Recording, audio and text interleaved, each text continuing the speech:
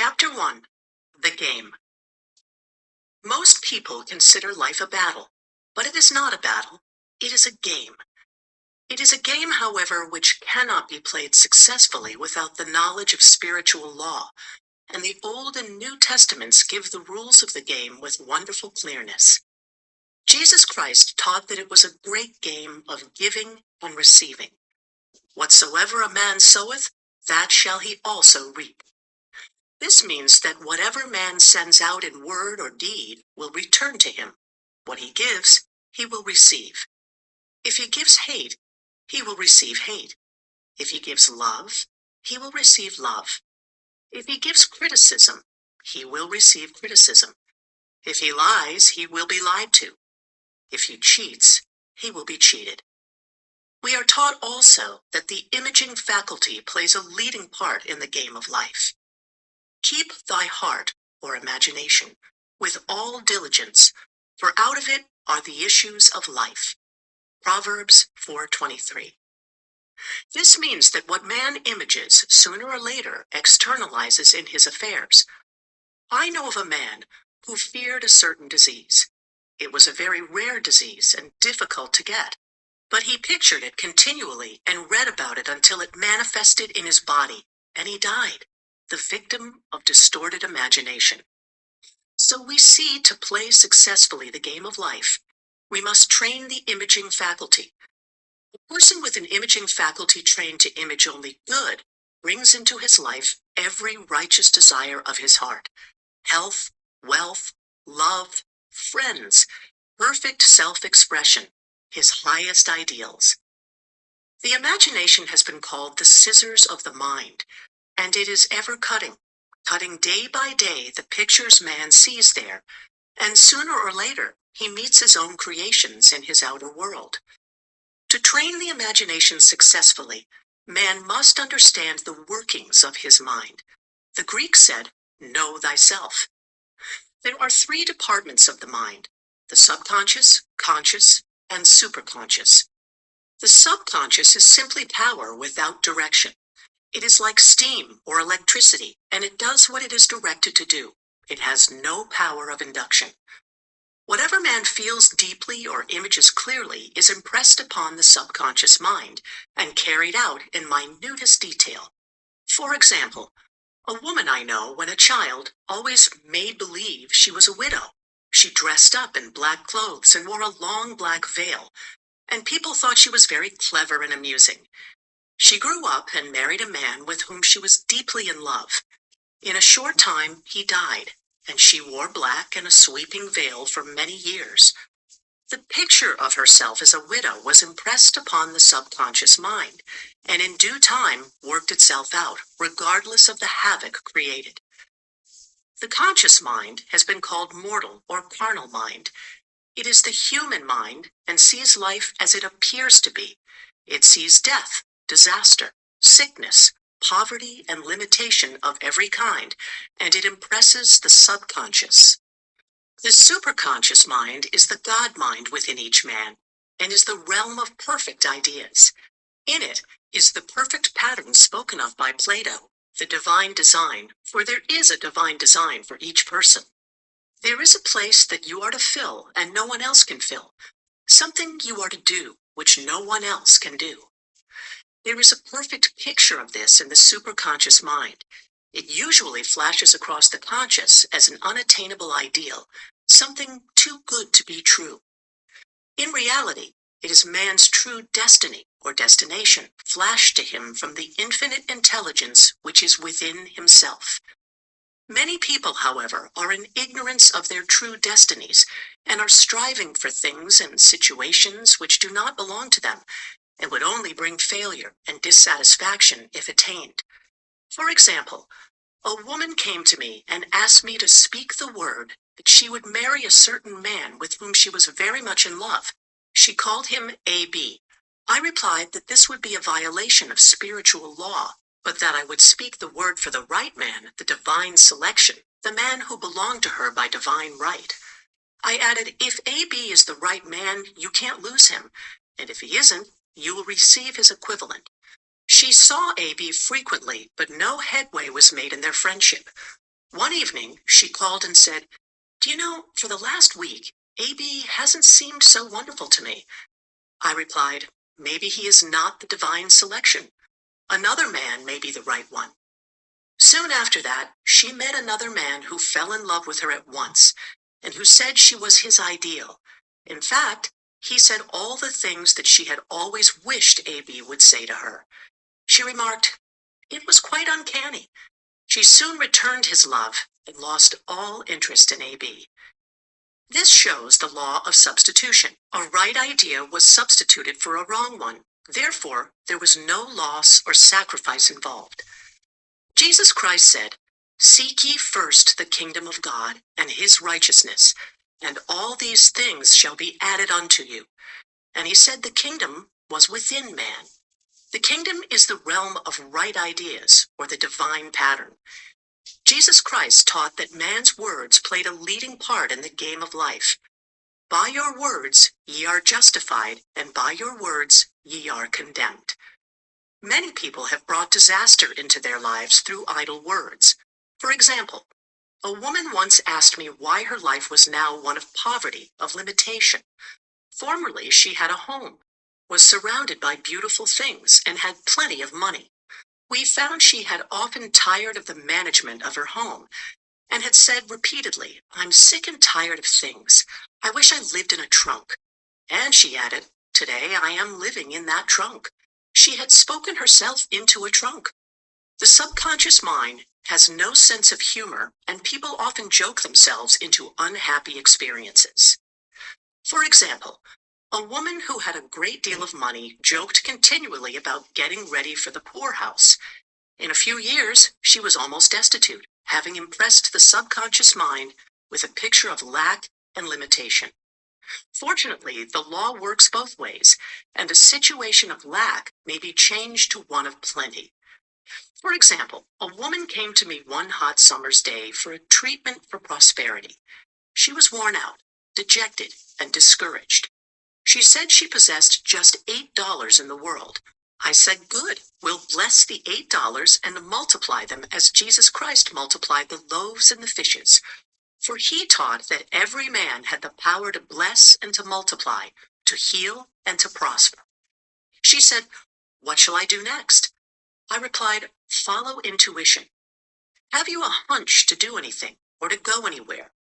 Intuition means intuition, or to be taught from within. It is man's unerring guide, and I will deal more fully with its laws in a following chapter." The woman replied, "I don't know. I seem to have a hunch to go home. I've just enough money for car fare." Her home was in a distant city and was one of lack and limitation, and the reasoning mind or intellect would have said, "Stay in New York and get work and make some money." I replied, "Then go home. Never violate a hunch." I spoke the following words for her: "Infinite Spirit, open the way for great abundance." She is an irresistible magnet for all that belongs to her by divine right. I told her to repeat it continually also. She left for home immediately. In calling on a woman one day, she linked up with an old friend of her family. Through this friend, she received thousands of dollars in a most miraculous way. She has said to me often, "Tell people about the woman who came to you with $8 and a hunch." There is always plenty on man's pathway, but it can only be brought into manifestation through desire, faith, or the spoken word. Jesus Christ brought out clearly that man must make the first move. Ask, and it shall be given you. Seek, and ye shall find. Knock, and it shall be opened unto you. Matthew 7:7. In the scriptures we read, "Concerning the works of my hands, command ye me." Infinite intelligence, God, is ever ready to carry out man's smallest or greatest demands. Every desire, uttered or unexpressed, is a demand.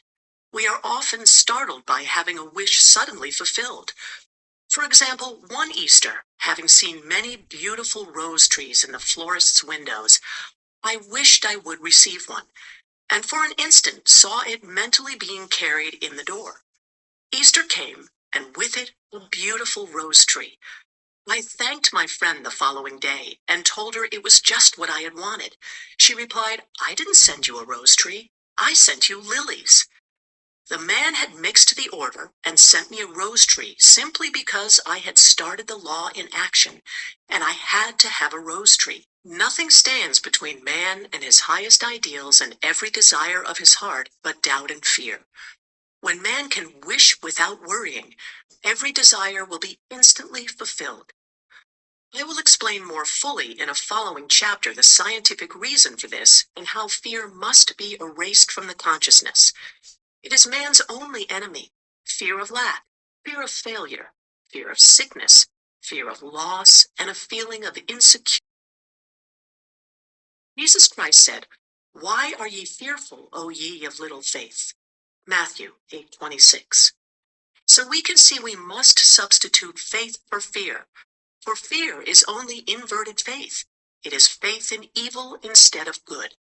The object of the game of life is to see clearly one's good and to obliterate all mental pictures of evil. This must be done by impressing the subconscious mind with a realization of good. A very brilliant man who has attained great success told me he had suddenly erased all fear from his consciousness by reading a sign which hung in a room. He saw printed in large letters this statement: "Why worry? It will probably never happen."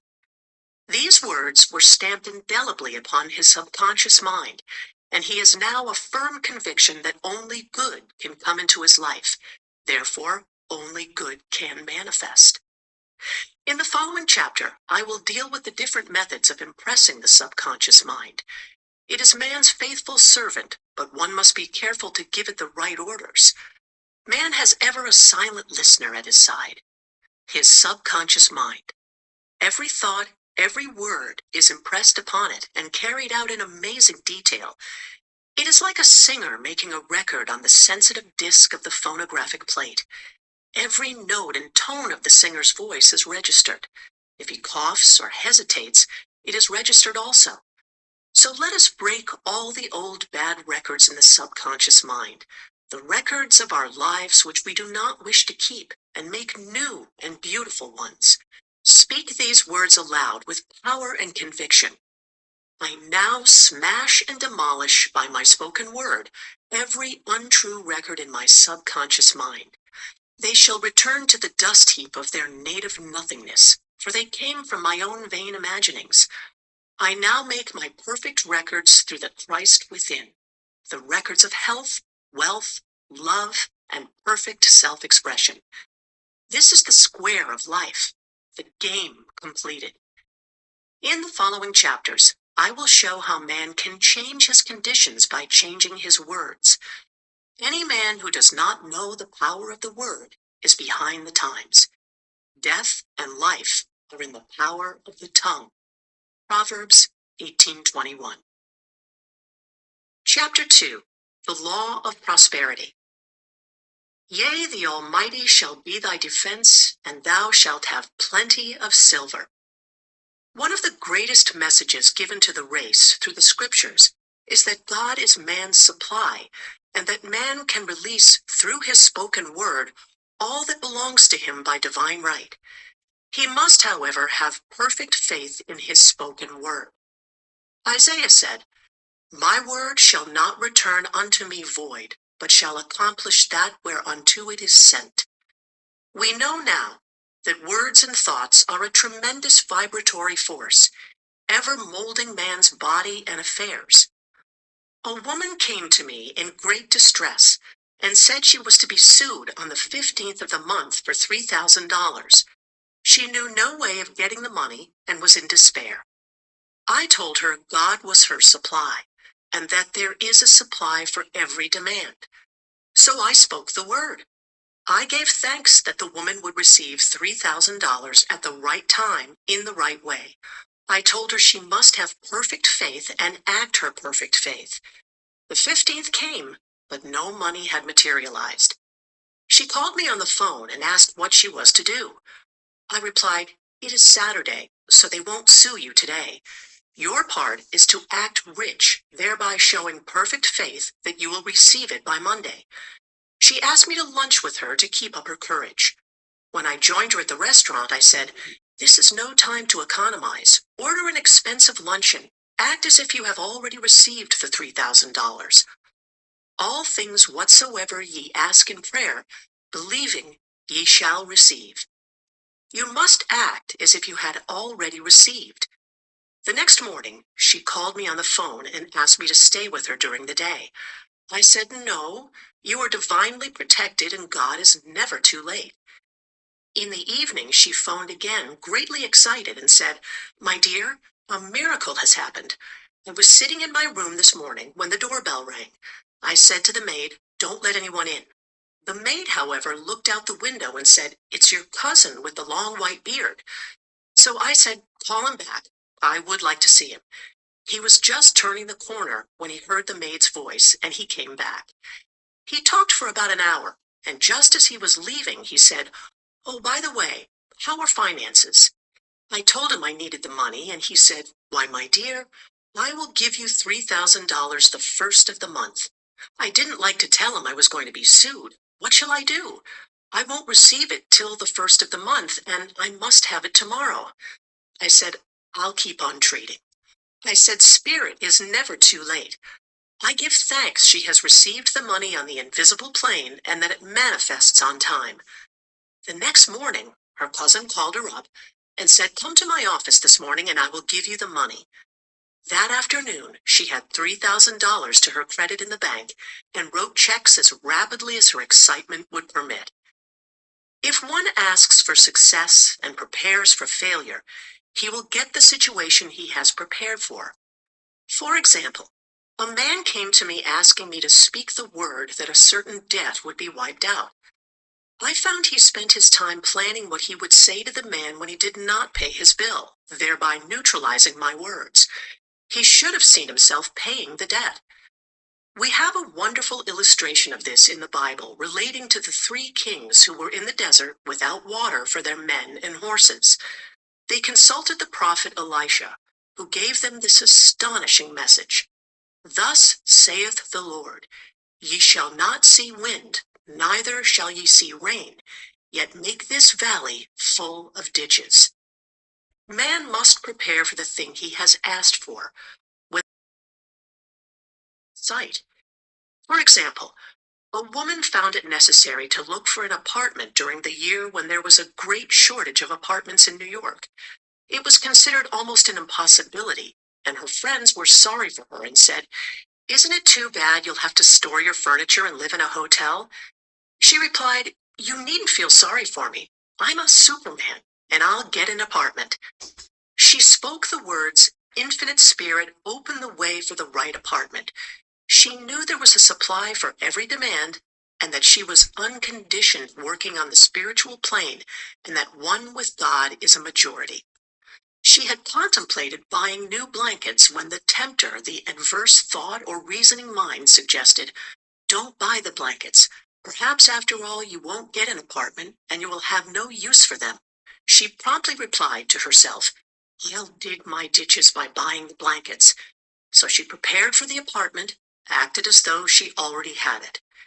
She found one in a miraculous way, and it was given to her, although there were over 200 other applicants. The blankets showed active faith. It is needless to say that the ditches dug by the three kings in the desert were filled to overflowing. Read 2 Kings. Getting into the spiritual swing of things is no easy matter for the average person. The adverse thoughts of doubt and fear surge from the subconscious. They are the army of the aliens, which must be put to flight.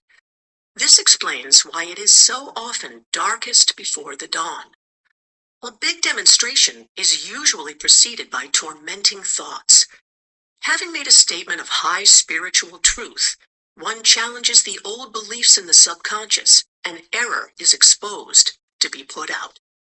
This is the time when one must make his affirmations of truth repeatedly and rejoice and give thanks that he has already received. "Before ye call, I shall answer." This means that every good and perfect gift is already man's awaiting his recognition. Man can only receive what he sees himself receiving. The children of Israel were told that they could have all the land they could see. This is true of every man. He has only the land within his own mental vision. Every great work, every big accomplishment has been brought into manifestation through holding to the vision, and often just before the big achievement comes apparent failure and discouragement. The children of Israel, when they reached the promised land, were afraid to go in, for they said it was filled with giants who made them feel like grasshoppers.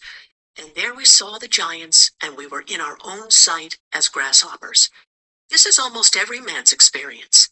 However, the one who knows spiritual law is undisturbed by appearance and rejoices while he is yet in captivity.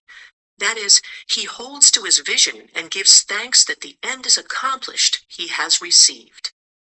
Jesus Christ gave a wonderful example of this. He said to his disciples, "Say not ye, there are yet 4 months, and then cometh the harvest? Behold, I say unto you, lift up your eyes and look on the fields, for they are ripe already to harvest."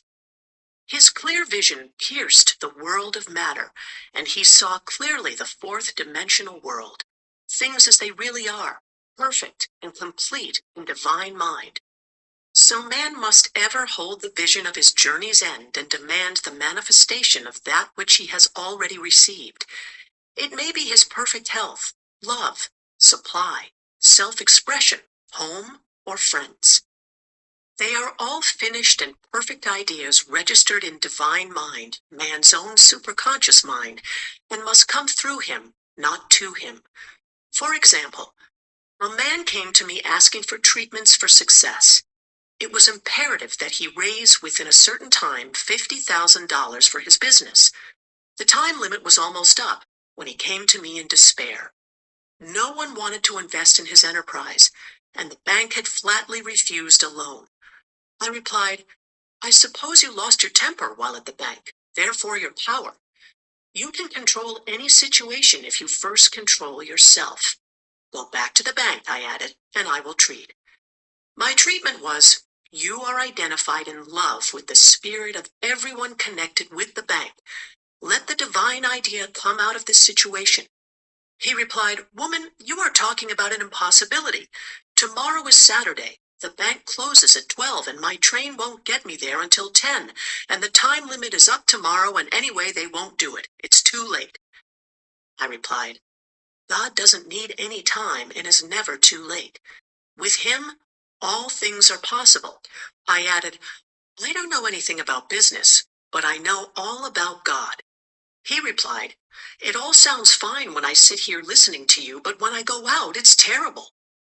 He lived in a distant city, and I did not hear from him for a week. Then came a letter. It read, "You were right. I raised the money and will never again doubt the truth of all that you told me." I saw him a few weeks later, and I said, "What happened? You evidently had plenty of time after all."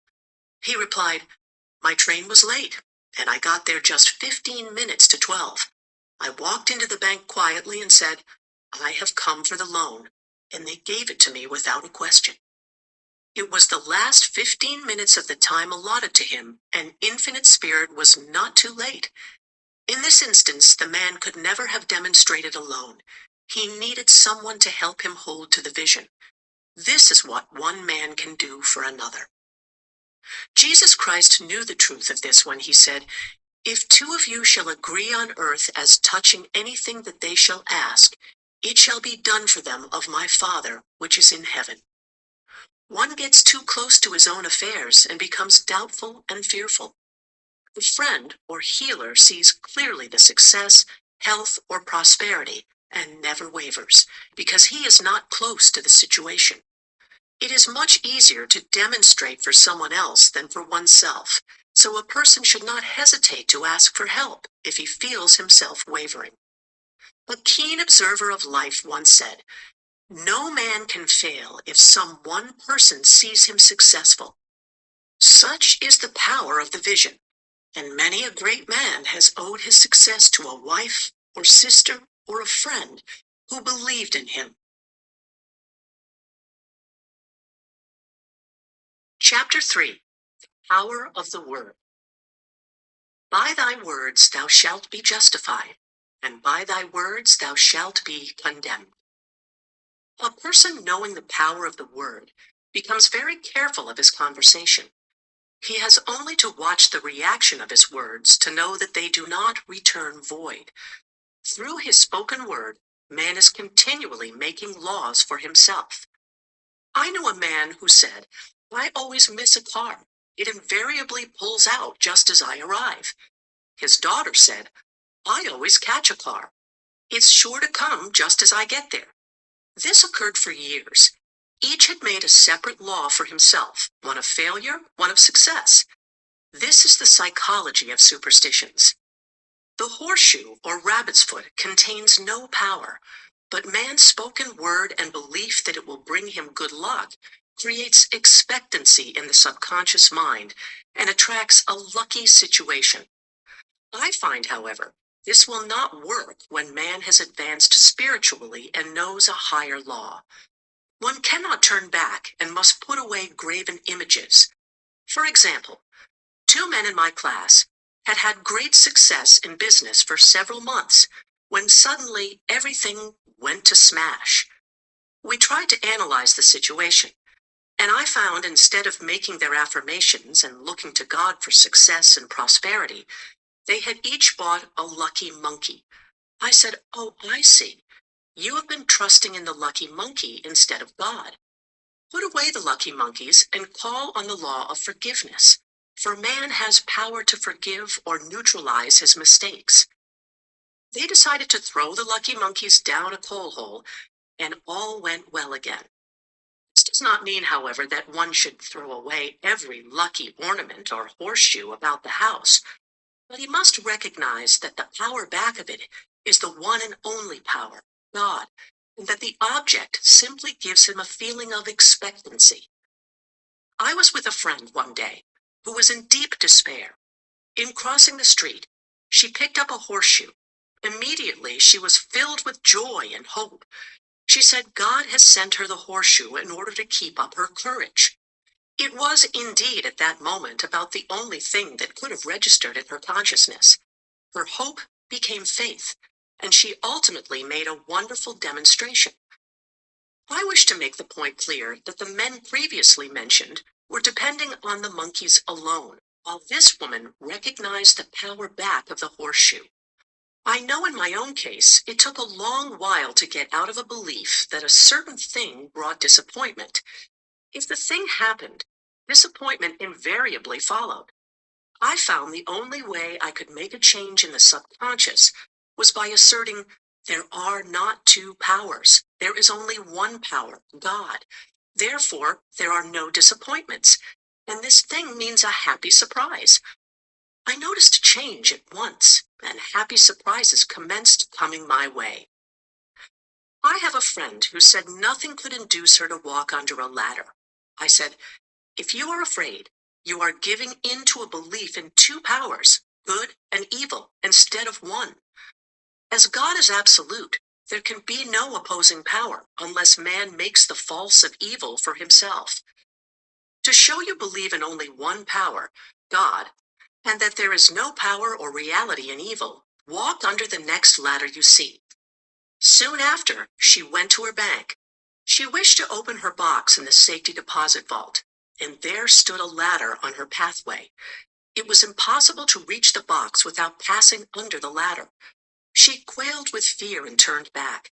She could not face the lion on her pathway.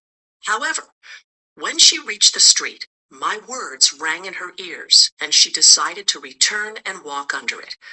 It was a big moment in her life, for ladders had held her in bondage for years. She retraced her steps to the vault, and the ladder was no longer there. This so often happens. If one is willing to do a thing he is afraid to do, he does not have to. It is the law of non-resistance which is so little understood. Someone has said that courage contains genius and magic. Face a situation fearlessly, and there is no situation to face. It falls away of its own weight. The explanation is that fear attracted the ladder on the woman's pathway, and fearlessness removed it. Thus, the invisible forces are ever working for man who is always pulling the strings himself, though he does not know it.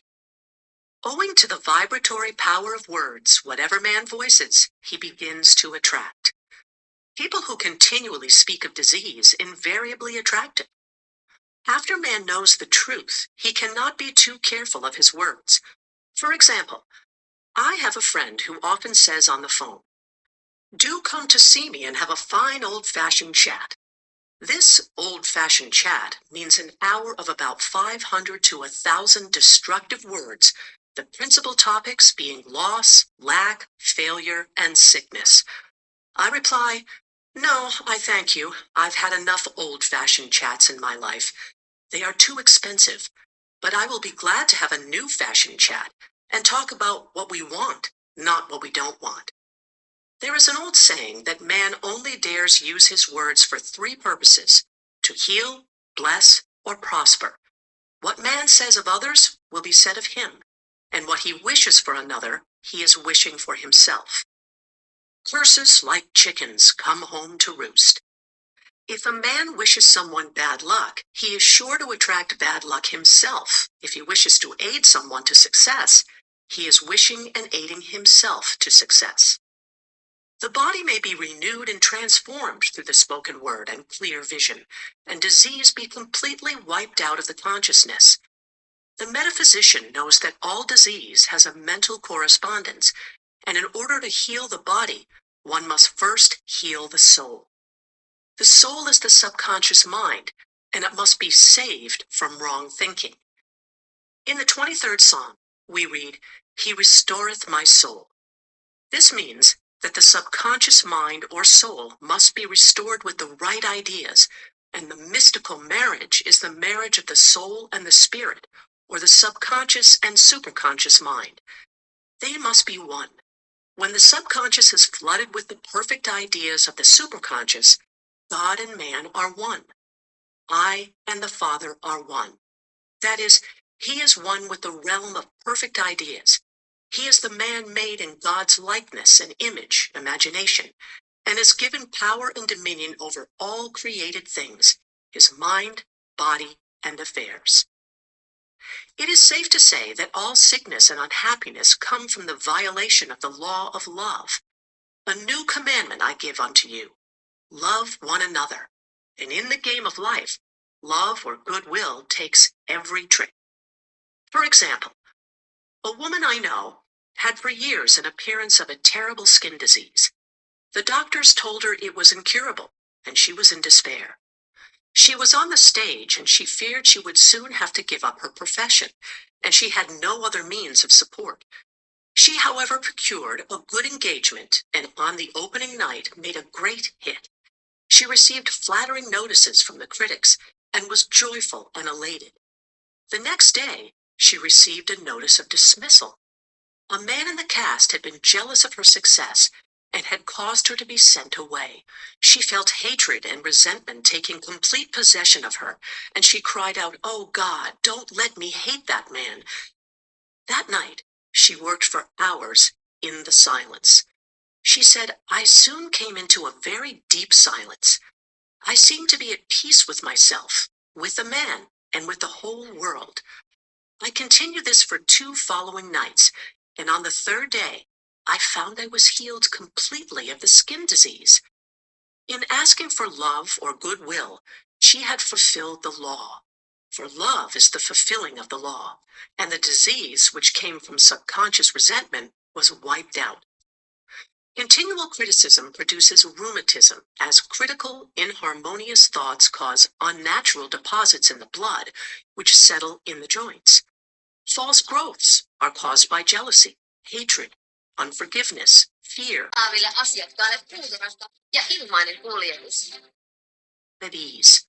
I said once in my class, "There is no use asking anyone, 'What's the matter with you?' We might just as well say, 'Who's the matter with you?'" Unforgiveness is the most prolific cause of disease. It will harden arteries or liver and affect the eyesight. In its train are endless ills. I called on a woman one day who said she was ill from having eaten a poisoned oyster. I replied, "Oh no, the oyster was harmless. You poisoned the oyster." "What's the matter with you?" She answered, "Oh, about 19 people." She had quarreled with 19 people and had become so inharmonious that she attracted the wrong oyster.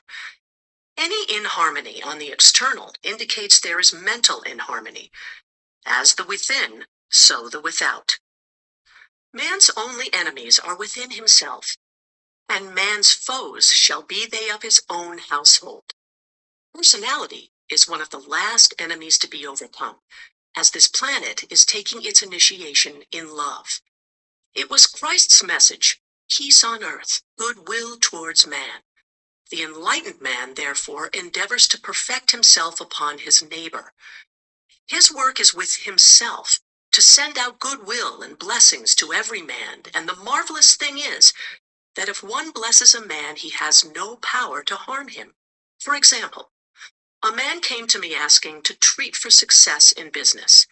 He was selling machinery, and a rival appeared on the scene with what he proclaimed was a better machine, and my friend feared defeat.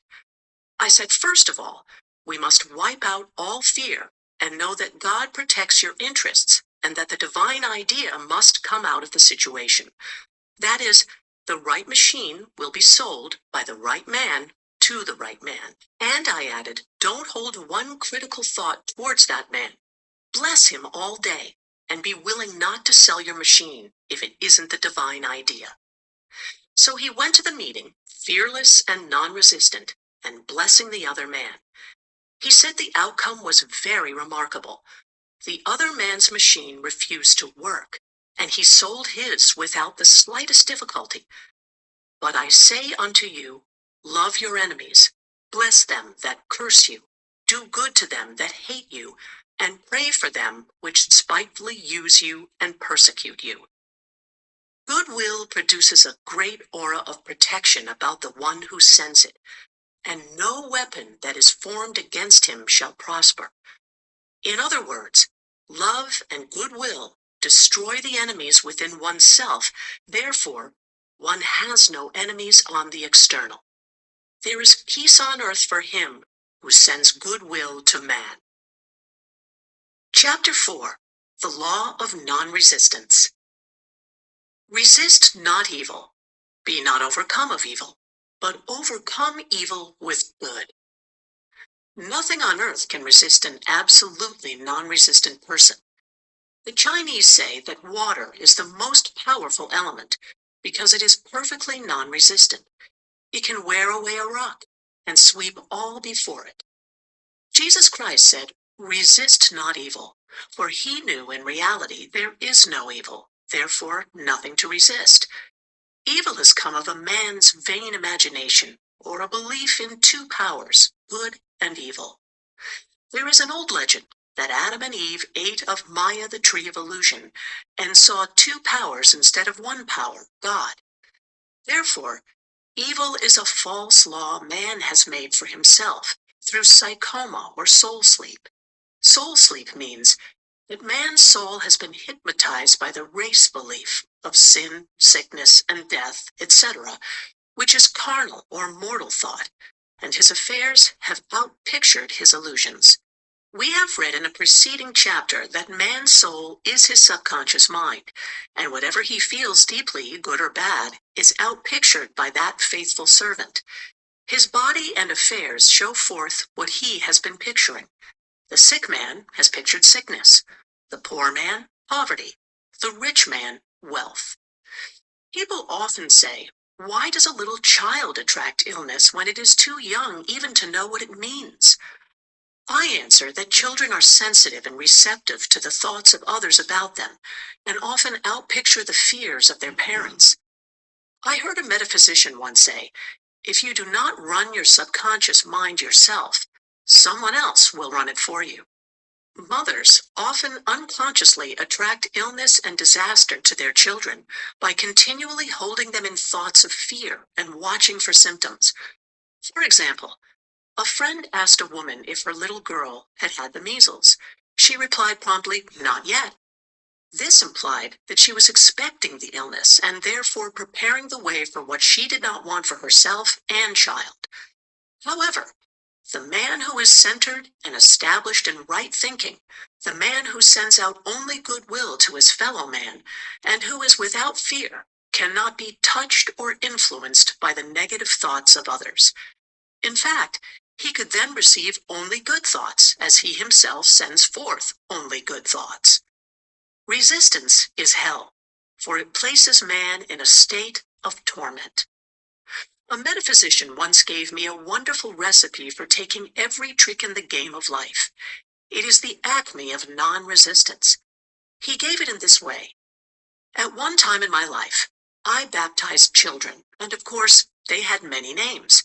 Now I no longer baptize children, but I baptize events, but I give every event the same name. If I have a failure, I baptize it success, in the name of the Father, and of the Son, and of the Holy Ghost.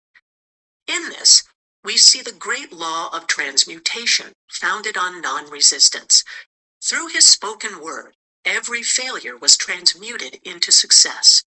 For example, a woman who required money and who knew the spiritual law of opulence was thrown continually in a business way with a man who made her feel very poor. He talked lack and limitation, and she commenced to catch his poverty thoughts, so she disliked him and blamed him for her failure. She knew in order to demonstrate her supply, she must first feel that she had received. A feeling of opulence must precede its manifestation. It dawned upon her one day that she was resisting the situation and seeing two powers instead of one. So she blessed the man and baptized the situation success. She affirmed, as there is only one power, God, this man is here for my good and my prosperity. Just what he did not seem to be there for. Soon after that, she met through this man a woman who gave her for a service rendered several $1,000s, and the man moved to a distant city and faded harmoniously from her life.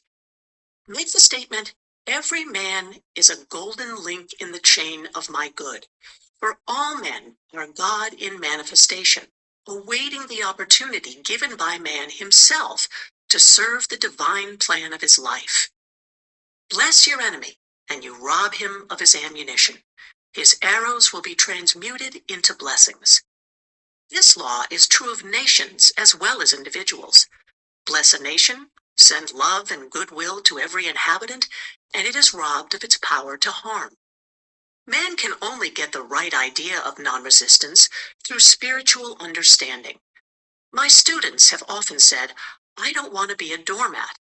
I reply, when you use non-resistance with wisdom, no one will ever be able to walk over you. Another example. One day I was impatiently awaiting an important telephone call. I resisted every call that came in and made no outgoing calls myself, reasoning that it might interfere with the one I was awaiting. Instead of saying, divine ideas never conflict, the call will come at the right time, leaving it to infinite intelligence to arrange, I commenced to manage things myself. I made the battle mine, not God's, and remained tense and anxious. The bell did not ring for about an hour, and I glanced at the phone and found the receiver had been off that length of time, and the phone was disconnected. My anxiety, fear, and belief in interference had brought on a total eclipse of the telephone. Realizing what I had done, I commenced blessing the situation at once. I baptized it success and affirmed, I cannot lose any call that belongs to me by divine right. I am under grace and not under law. A friend rushed out to the nearest telephone to notify the company to reconnect. She entered a crowded grocery, but the proprietor left his customers and attended to the call himself. My phone was connected at once, and 2 minutes later, Liikkumisen iloa.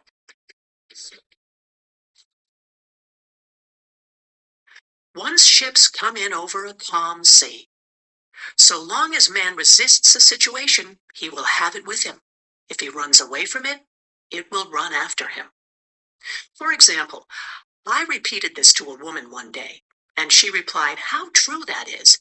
I was unhappy at home. I disliked my mother, who was critical and domineering, so I ran away and was married. But I married my mother, for my husband was exactly like my mother, and I had the same situation to face again. Agree with thine adversary quickly. That means agree that the adverse situation is good. Be undisturbed by it, and it falls away of its own weight. None of these things move me is a wonderful affirmation. The inharmonious situation comes from some inharmony within man himself. When there is in him no emotional response to an inharmonious situation, it fades away forever from his pathway. So we see man's work is ever with himself. People have said to me, give treatments to change my husband or my brother. I reply, no, I will give treatments to change you. When you change, your husband and your brother will change. One of my students was in the habit of lying. I told her it was a failure method, and if she lied, she would be lied to. She replied, I don't care. I can't possibly get along without lying. One day, she was speaking on the phone to a man with whom she was very much in love. She turned to me and said, I don't trust him. I know he's lying to me. I replied, well, you lie yourself, so someone has to lie to you, and you will be sure it will be just the person you want the truth from. Some time after that, I saw her, and she said, I'm cured of lying. I questioned, what cured you? She replied, I have been living with a woman who lied worse than I did. One is often cured of his faults by seeing them in others. Life is a mirror, and we find only ourselves reflected in our associates. Living in the past is a failure method and a violation of spiritual law. Jesus Christ said, behold, now is the accepted time. Now is the day of salvation. Lot's wife looked back and was turned into a pillar of salt. The robbers of time are the past and the future. Man should bless the past and forget it if it keeps him in bondage, and bless the future, knowing it has in store for him endless joys, but live fully in the now. For example, a woman came to me complaining that she had no money with which to buy Christmas gifts. She said, last year was so different. I had plenty of money and gave lovely presents, and this year I have scarcely a cent. I replied, you will never demonstrate money while you are pathetic and live in the past. Live fully in the now and get ready to give Christmas presents. Dig your ditches and the money will come. She exclaimed, I know what to do. I will buy some tinsel twine, Christmas seals, and wrapping paper. I replied, do that, and the presents will come and stick themselves to the Christmas seals. This, too, was showing financial fearlessness and faith in God, as the reasoning mind said, keep every cent you have, as you are not sure you will get any more. She bought the seals, paper, and twine, and a few days before Christmas received a gift of several $100s. Buying the seals and twine had impressed the subconscious with expectancy and opened the way for the manifestation of the money. She purchased all the presents in plenty of time. Man must live suspended in the moment. Look well, therefore, to this day. Such is the salutation of the dawn. He must be spiritually alert, ever awaiting his leads, taking advantage of every opportunity. One day I said continually, silently, Infinite Spirit, don't let me miss a trick. And something very important was told to me that evening. It is most necessary to begin the day with right words. Make an affirmation immediately upon waking. For example, Thy will be done this day. Today is a day of completion. I give thanks for this perfect day. Miracle shall follow miracle, and wonders shall never cease. Make this a habit, and one will see wonders and miracles come into life. One morning, I picked up a book and read, Look with wonder at that which is before you. It seemed to be my message for the day, so I repeated again and again, Look with wonder at that which is before you. At about noon, a large sum of money was given me, which I had been desiring for a certain purpose. In a following chapter, I will give affirmations that I have found most effective. However, One should never use an affirmation unless it is absolutely satisfying and convincing to his own consciousness, and often an affirmative is changed to suit different people. For example, the following has brought success to many. I have a wonderful work in a wonderful way. I give wonderful service for wonderful pay. I gave the first two lines to one of my students, and she added the last two. It made a most powerful statement, as there should always be perfect payment for perfect service, and a rhyme sinks easily into the subconscious. She went about singing it aloud, and soon did receive wonderful work in a wonderful way, and gave wonderful service for wonderful pay. Another student, a businessman, took it and changed the word work to business.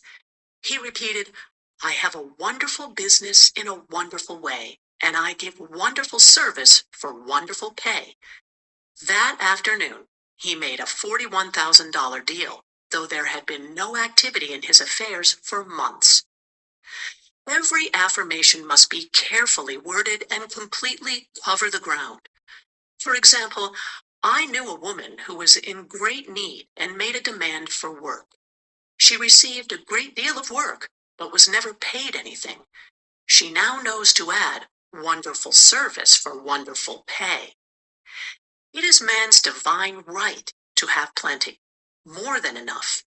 His barns should be full, and his cup should flow over. This is God's idea for man, and when man breaks down the barriers of lack in his own consciousness, the golden age will be his, and every righteous desire of his heart fulfilled. Chapter 5. The Law of Karma and the Law of Forgiveness. Man receives only that which he gives. The game of life is a game of boomerangs. Man's thoughts, deeds, and words return to him sooner or later with astounding accuracy. This is the law of karma, which is Sanskrit for comeback. Whatsoever a man soweth, that shall he also reap.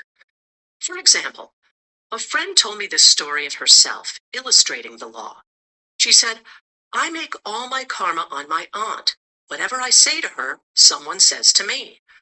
I am often irritable at home, and one day said to my aunt, who was talking to me during dinner, no more talk. I wish to eat in peace. The following day, I was lunching with a woman with whom I wished to make a great impression.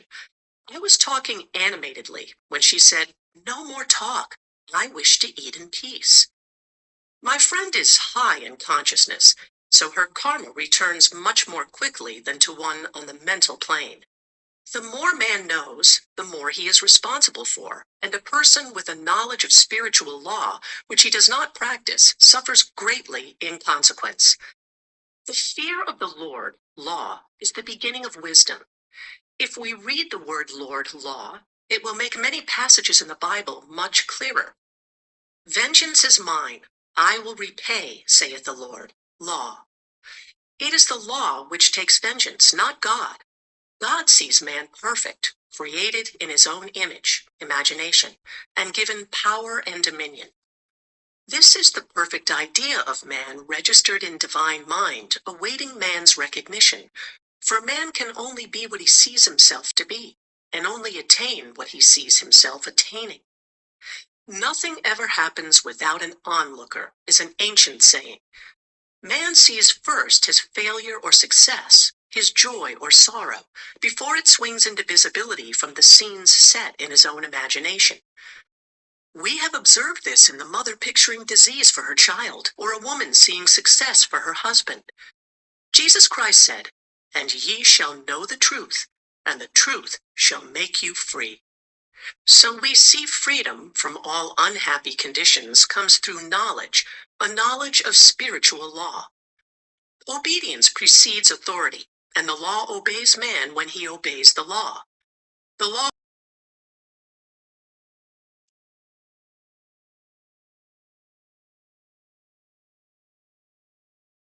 So with the laws of mind. For example, a woman with a strong personal will wished she owned a house which belonged to an acquaintance, and she often made mental pictures of herself living in the house. In the course of time, The man died, and she moved into the house.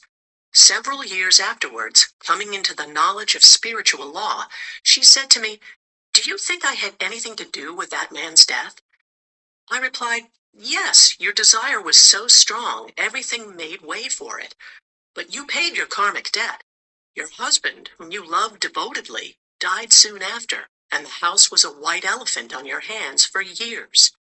The original owner, however, could not have been affected by her thoughts had he been positive in the truth, nor her husband, but they were both under karmic law.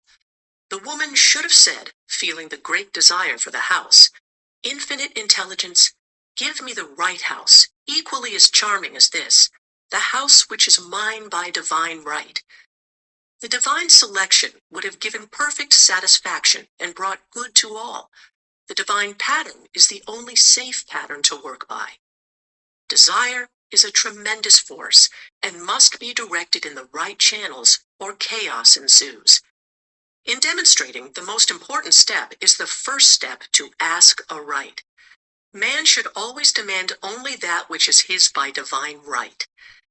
To go back to the illustration, had the woman taken this attitude, "If this house I desire is mine, I cannot lose it. If it is not, give me its equivalent," the man might have decided to move out harmoniously, had it been the divine selection for her, or another house would have been substituted. Anything forced into manifestation through personal will is always ill-got and has ever bad success. Man is admonished, "My will be done, not thine." And the curious thing is, man always gets just what he desires when he does relinquish personal will, thereby enabling infinite intelligence to work through him. "Stand ye still and see the salvation of the Lord." Law. For example, a woman came to me in great distress. Her daughter had determined to take a very hazardous trip, and the mother was filled with fear. She said she had used every argument, had pointed out the dangers to be encountered, and forbidden her to go. But the daughter became more and more rebellious and determined. I said to the mother, "You are forcing your personal will upon your daughter, which you have no right to do, and your fear of the trip is only attracting it, for man attracts what he fears." I added, "Let go and take your mental hands off. Put it in God's hands and use this statement: I put this situation in the hands of infinite love and wisdom. If this trip is the divine plan, I bless it and no longer resist. But if it is not divinely planned, I give thanks that it is now dissolved and dissipated." A day or two after that, her daughter said to her, "Mother, I have given up the trip," and the situation returned to its native nothingness. It is learning to stand still which seems so difficult for man. I will deal more fully with this law in the chapter on non-resistance. I will give another example of sowing and reaping, which came in the most curious way. A woman came to me saying she had received a counterfeit $20 bill given to her at the bank. She was much disturbed, for she said the people at the bank will never acknowledge their mistake. I replied, "Let's analyze the situation and find out why you attracted it." She thought a few moments and exclaimed, "I know it. I sent a friend a lot of stage money just for a joke." So the law had sent her some stage money, for it doesn't know anything about jokes. I said, "Now we will call on the law of forgiveness and neutralize the situation." Christianity is founded upon the law of forgiveness. Christ has redeemed us from the curse of the karmic law, and the Christ within each man is his redeemer and salvation from all inharmonious conditions. So I said, "Infinite Spirit, we call on the law of forgiveness and give thanks that she is under grace and not under law, and cannot lose this $20, which is hers by divine right. Now," I said, "go back to the bank and tell them fearlessly that it was given you there by mistake." She obeyed, and to her surprise, they apologized and gave her another bill, treating her most courteously. So knowledge of the law gives man power to rub out his mistakes. Man cannot force the external to be what he is not. If he desires riches, he must be rich first in consciousness. For example, a woman came to me asking treatment for prosperity. She did not take much interest in her household affairs, and her home was in great disorder. I said to her, "If you wish to be rich, you must be orderly. All men with great wealth are orderly, and order is heaven's first law." I added, "You will never become rich with a burnt match in the pincushion." She had a good sense of humor and commenced immediately putting her house in order. She rearranged furniture, straightened out bureau drawers, cleaned rugs, and soon made a big financial demonstration, a gift from a relative. The woman herself became made over and keeps herself keyed up financially by being ever watchful of the external and expecting prosperity, knowing God is her supply.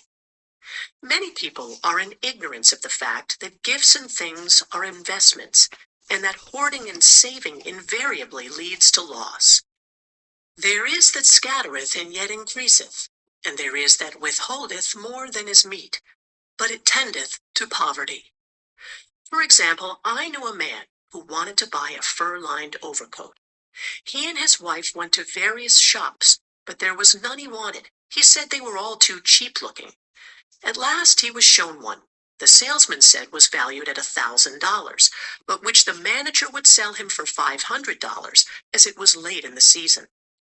His financial possessions amounted to about $700.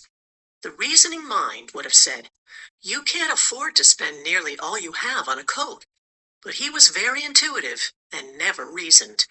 He turned to his wife and said, "If I get this coat, I'll make a ton of money." So his wife consented weakly. About a month later, he received a $10,000 commission. The coat made him feel so rich.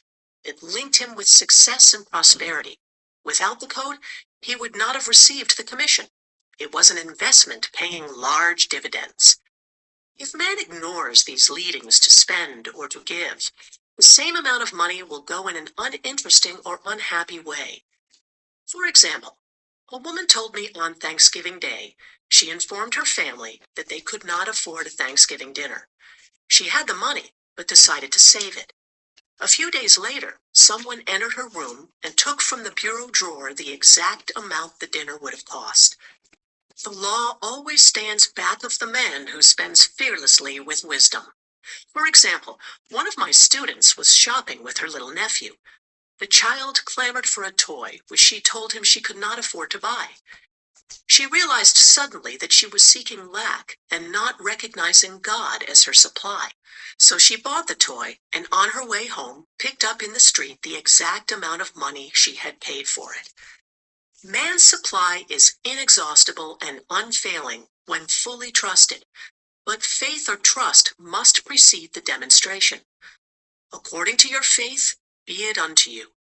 Faith is the substance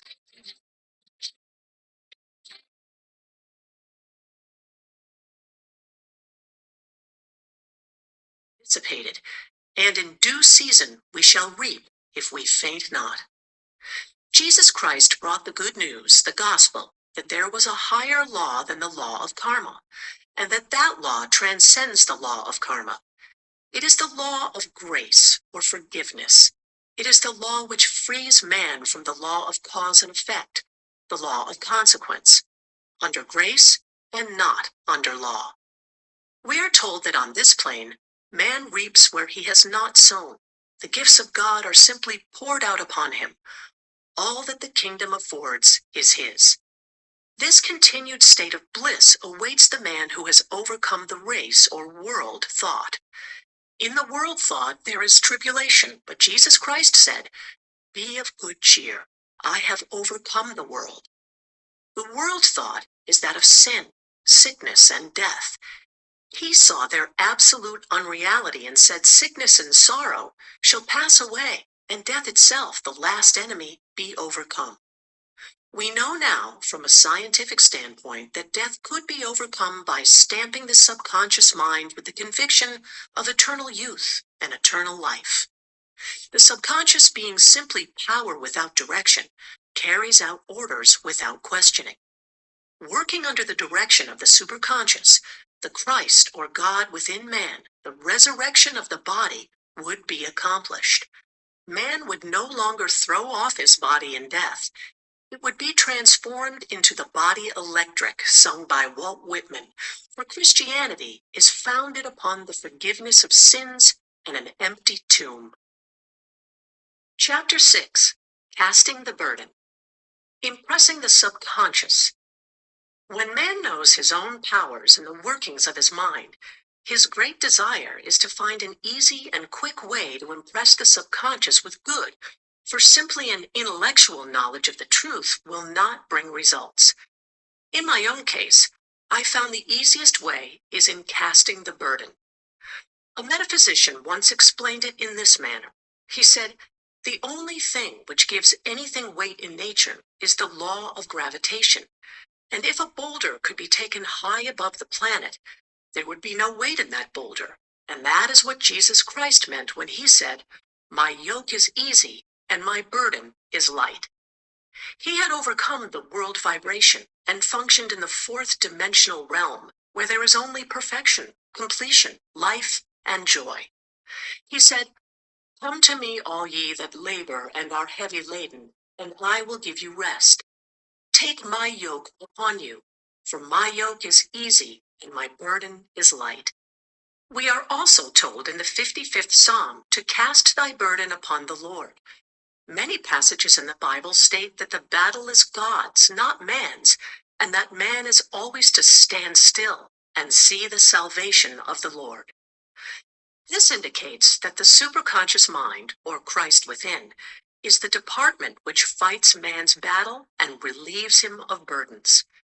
We see, therefore, that man violates law if he carries a burden, and a burden is an adverse thought or condition, and this thought or condition has its root in the subconscious. It seems almost impossible to make any headway directing the subconscious from the conscious or reasoning mind, as the reasoning mind, the intellect, is limited in its conceptions and filled with doubts and fears. How scientific it then is to cast the burden upon the superconscious mind, or Christ within, where it is made light or dissolved into its native nothingness. For example, a woman in urgent need of money made light upon the Christ within, the superconscious, with the statement, "I cast this burden of lack on the Christ within, and I go free to have plenty." The belief in lack was her burden, and as she cast it upon the superconscious with its belief of plenty, an avalanche of supply was the result. We read, "The Christ in you, the hope of glory." Another example. One of my students had been given a new piano, and there was no room in her studio for it until she had moved out the old one. She was in a state of perplexity. She wanted to keep the old piano, but knew of no place to send it. She became desperate, as the new piano was to be sent immediately. In fact, was on its way, with no place to put it. She said it came to her to repeat, "I cast this burden on the Christ within, and I go free." A few moments later, her phone rang, and a woman friend asked if she might rent her old piano, and it was moved out a few minutes before the new one arrived. I knew a woman whose burden was resentment. She said, "I cast this burden of resentment on the Christ within, and I go free to be loving, harmonious, and happy." The almighty superconscious flooded the subconscious with love, and her whole life was changed. For years, resentment had held her in a state of torment and imprisoned her soul, the subconscious mind. The statement should be made over and over and over, sometimes for hours at a time, silently or audibly, with quietness but determination. I have often compared it to winding up a Victrola. We must wind ourselves up with spoken words.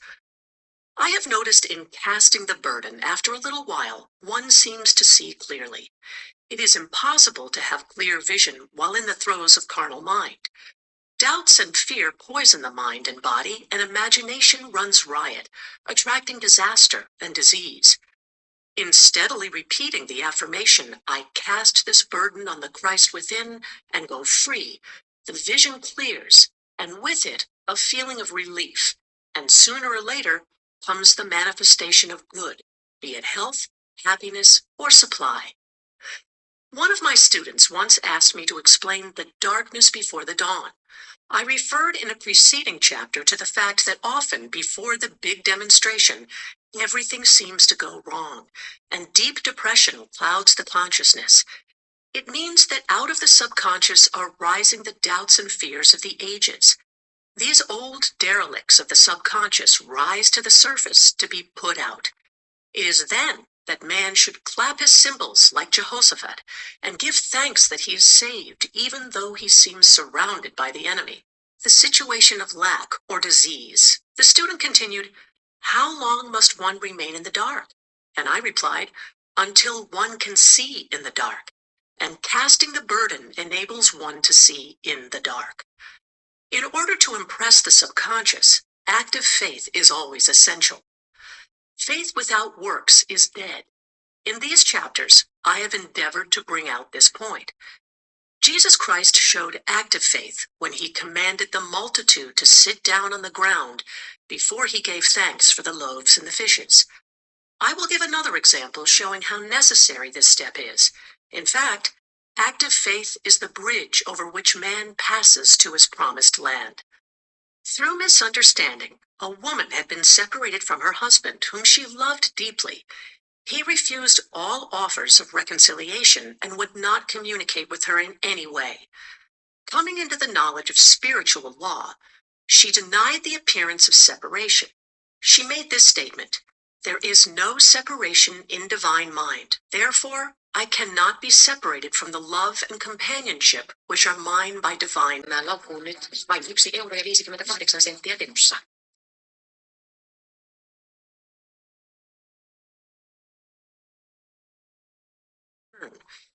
Over a year passed, but she never wavered. And one day he walked in. The subconscious is often impressed through music. Music has a fourth dimensional quality and releases the soul from imprisonment. It makes wonderful things seem possible and easy of accomplishment. I have a friend who uses her Victrola daily for this purpose. It puts her in perfect harmony and releases the imagination. Another woman often dances while making her affirmations. The rhythm and harmony of music and motion carry her words forth with tremendous power. The student must remember also not to despise the day of small things. Invariably, before a demonstration, come signs of land. Before Columbus reached America, he saw birds and twigs which showed him land was near. So it is with a demonstration, but often the student mistakes it for the demonstration itself and is disappointed. For example, a woman had spoken the word for a set of dishes. Not long afterwards, a friend gave her a dish which was old and cracked. She came to me and said, "Well, I asked for a set of dishes and all I got was a cracked plate." I replied, "The plate was only signs of land. It shows your dishes are coming. Look upon it as birds and seaweed." And not long afterwards, the dishes came. Continually making believe impresses the subconscious. If one makes believe he is rich and makes believe he is successful, in due time he will reap. Children are always making believe, and except ye be converted and become as little children, ye shall not enter the kingdom of heaven. For example, I know of a woman who was very poor, but no one could make her feel poor. She earned a small amount of money from rich friends who constantly reminded her of her poverty and to be careful and saving. Regardless of their admonitions, she would spend all her earnings on a hat or make someone a gift and be in a rapturous state of mind. Her thoughts were always centered on beautiful clothes and rings and things, but without envying others. She lived in the world of the wondrous, and only riches seemed real to her.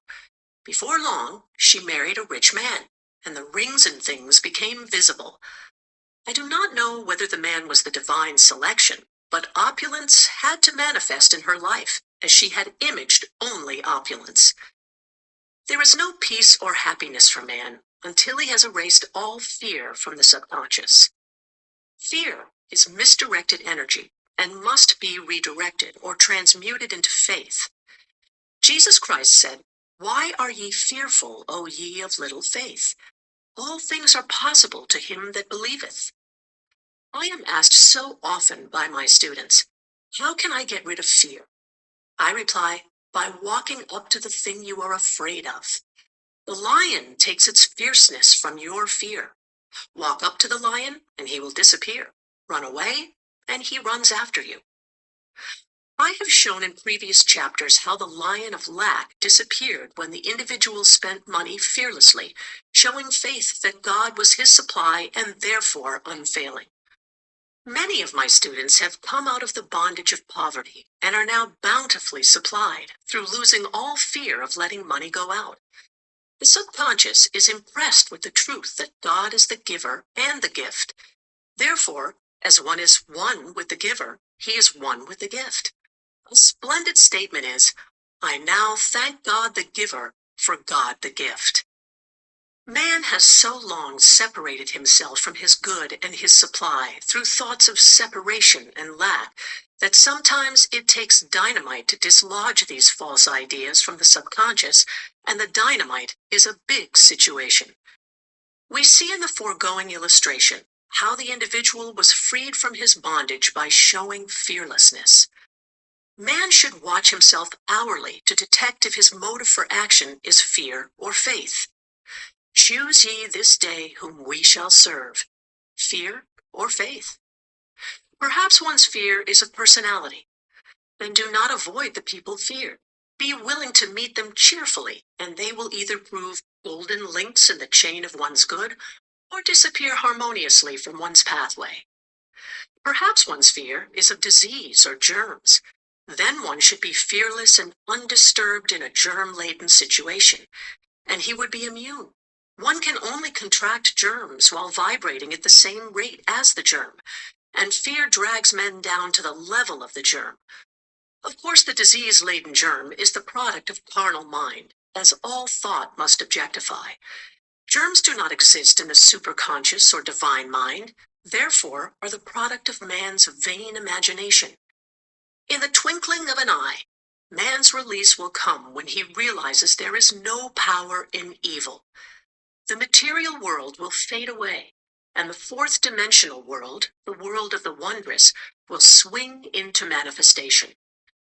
And I saw a new heaven and a new earth, and there shall be no more death, neither sorrow nor crying, neither shall there be any more pain, for the former things are passed away. Chapter 7. Love. Every man on this planet is taking his initiation in love. A new commandment I give unto you, that ye love one another. Ouspensky states in Tertium Organum that love is a cosmic phenomenon and opens to man the fourth dimensional world, the world of the wondrous. Real love is selfless and free from fear. It pours itself out upon the object of its affection without demanding any return. Its joy is in the joy of giving. Love is God in manifestation and the strongest magnetic force in the universe. Pure, unselfish love draws to itself its own. It does not need to seek or demand. Scarcely anyone has the faintest conception of real love. Man is selfish, tyrannical, or fearful in his affections, thereby losing the thing he loves. Jealousy is the worst enemy of love, for the imagination runs riot, seeing the loved one attracted to another, and invariably these fears objectify if they are not neutralized. For example, a woman came to me in deep distress. The man she loved had left her for other women, and said he never intended to marry her. She was torn with jealousy and resentment, and said she hoped he would suffer as he had made her suffer, and added, how could he leave me when I loved him so much? I replied, you are not loving that man, you are hating him, and added, you can never receive what you have never given. Give a perfect love, and you will receive a perfect love. Perfect yourself on this man. Give him a perfect, unselfish love, demanding nothing in return. Do not criticize or condemn, and bless him wherever he is. She replied, no, I won't bless him until I know where he is. Well, I said, that is not real love. When you send out real love will return to you, either from this man or his equivalent. For if this man is not the divine selection, you will not want him. As you are one with God, you are one with the love which belongs to you by divine right. Several months passed, and matters remained about the same. But she was working conscientiously with herself. I said, when you are no longer disturbed by his cruelty, he will cease to be cruel, as you are attracting it through your own emotions. Then I told her of a brotherhood in India who never said good morning to each other. They used these words: I salute the divinity in you. They saluted the divinity in every man and in the wild animals in the jungle, and they were never harmed, for they saw only God in every living thing. I said, salute the divinity in this man, and say, I see your divine self only. I see you as God sees you, perfect, made in his image and likeness. She found she was becoming more poised and gradually losing her resentment. He was a captain, and she always called him the Cap. One day she said suddenly, God bless the Cap wherever he is. I replied, now that is real love.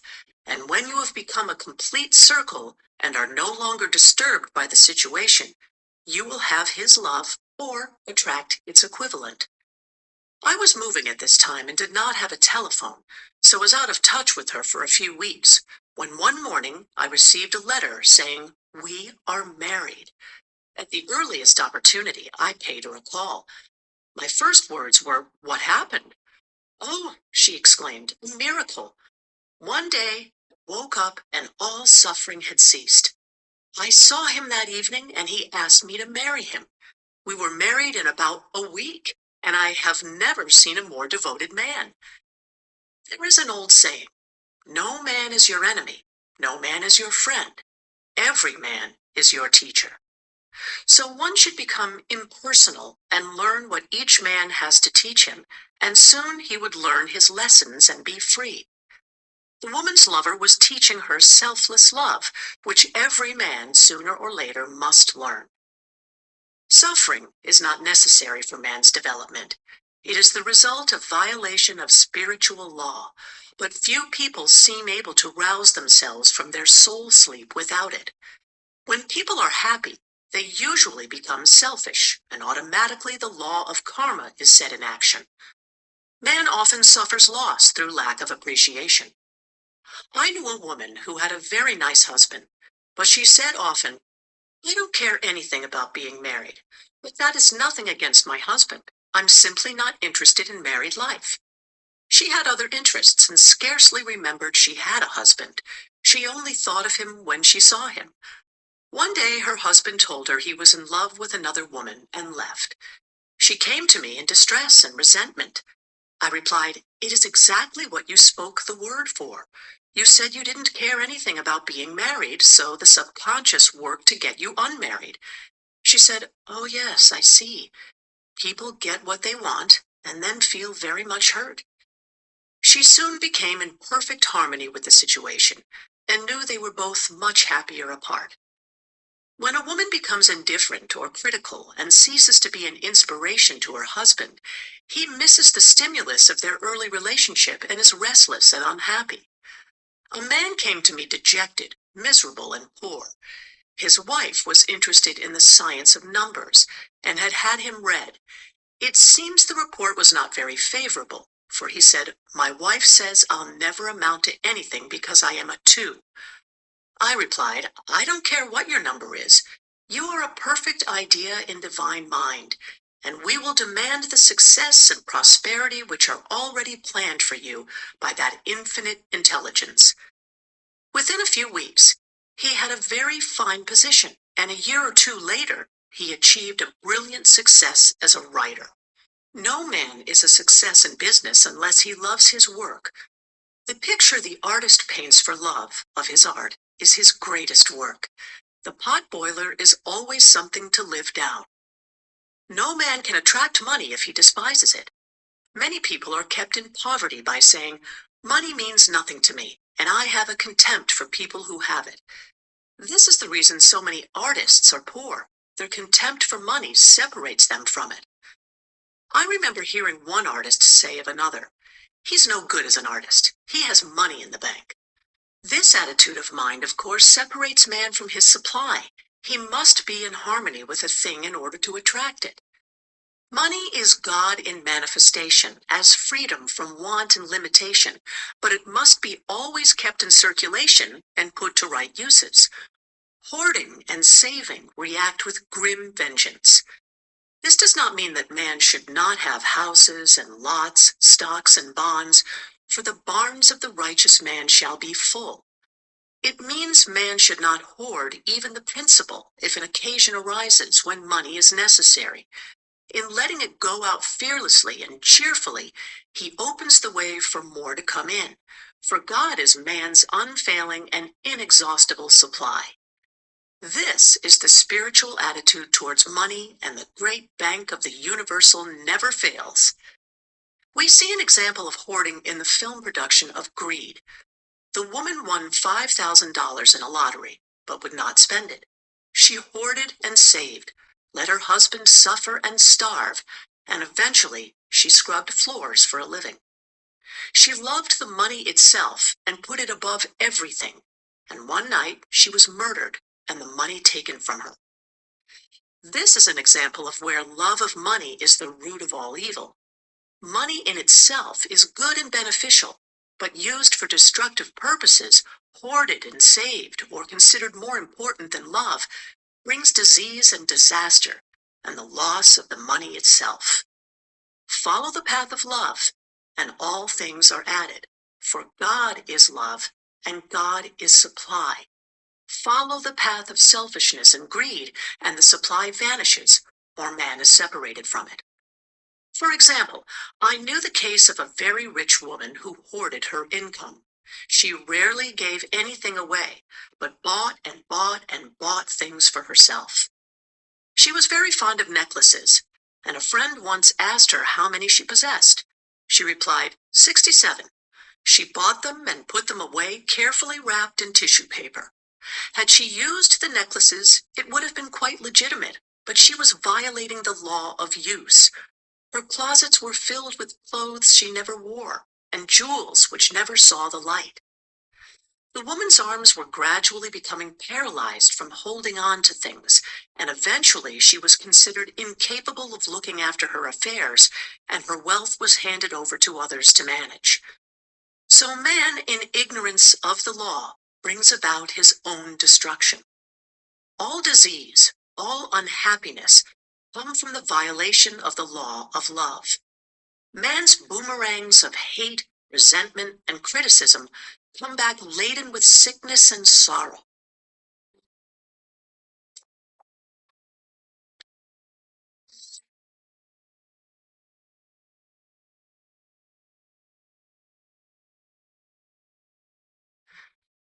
For example, I had a student who came to me month after month to clean her consciousness of resentment. After a while, she arrived at the point where she resented only one woman, but that one woman kept her busy.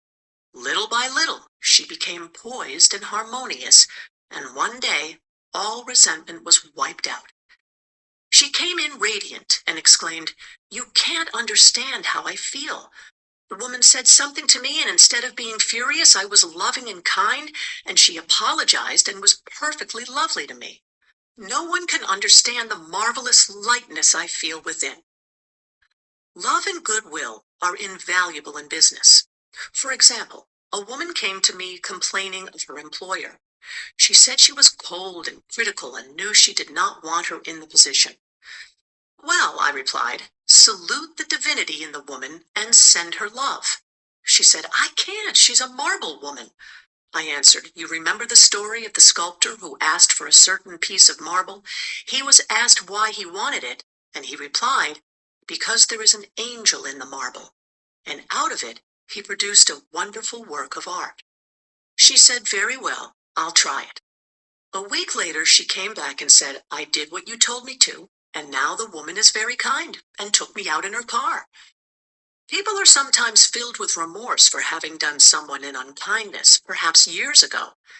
If the wrong cannot be righted, its effect can be neutralized by doing someone a kindness in the present. This one thing I do, forgetting those things which are behind, and reaching forth unto those things which are before. Sorrow, regret, and remorse tear down the cells of the body and poison the atmosphere of the individual. A woman said to me in deep sorrow, "Treat me to be happy and joyous, for my sorrow makes me so irritable with the members of my family that I keep making more karma." I was asked to treat a woman who was mourning for her daughter. I denied all belief in loss and separation and affirmed that God was the woman's joy, love, and peace. The woman gained her poise at once, but sent word by her son not to treat any longer because she was so happy it wasn't respectable. So mortal mind loves to hang on to its griefs and regrets. I knew a woman who went about bragging of her troubles, so of course she always had something to brag about. The old idea was if a woman did not worry about her children, she was not a good mother. Now we know that mother fear is responsible for many of the diseases and accidents which come into the lives of children. For fear pictures vividly the disease or situation feared, and these pictures objectify if not neutralized. Happy is the mother who can say sincerely that she puts her child in God's hands and knows therefore that he is divinely protected. She, in this way, throws about him a great aura of protection. For example, a woman awoke suddenly in the night, feeling her brother was in great danger. Instead of giving into her fears, she commenced making statements of truth, saying, "Man is a perfect idea in divine mind, and is always in his right place. Therefore, my brother is in his right place, and is divinely protected." The next day, she found that her brother had been in close proximity to an explosion in a mine, but had miraculously escaped. So man is his brother's keeper in thought, and every man should know that the thing he loves dwells in the secret place of the Most High, and abides under the shadow of the Almighty. There shall no evil befall thee, neither shall any plague come nigh thy dwelling. Perfect love casteth out fear. He that feareth is not made perfect in love, and love is the fulfilling of the law. Chapter 8. Intuition or Guidance. In all thy ways acknowledge him, and he shall direct thy paths. There is nothing too great of accomplishment for the man who knows the power of his word, and who follows his intuitive leads. By the word, he starts in action unseen forces and can rebuild his body or remold his affairs. It is therefore of the utmost importance to choose the right words, and the student carefully selects the affirmation he wishes to catapult into the invisible. He knows that God is his supply, that there is a supply for every demand, and that his spoken word releases this supply. Ask, and ye shall receive. Man must make the first move. Draw nigh to God, and he will draw nigh to you. I have often been asked just how to make a demonstration. I reply, speak the word, and then do not do anything until you get a definite lead. Demand the lead, saying, "Infinite Spirit, reveal to me the way. Let me know if there is anything for me to do." The answer will come through intuition or hunch, a chance remark from someone, or a passage in a book, etc., etc. The answers are sometimes quite startling in their exactness.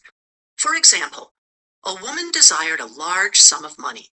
She spoke the words, "Infinite Spirit, open the way for my immediate supply. Let all that is mine by divine right now reach me in great avalanches of abundance." Then she added, "Give me a definite lead. Let me know if there is anything for me to do." The thought came quickly. Give a certain friend, who had helped her spiritually, $100. She told her friend, who said, "Wait and get another lead before giving it." So she waited, and that day met a woman who said to her, "I gave someone $1 today. It was just as much for me as it would be for you to give someone 100. This was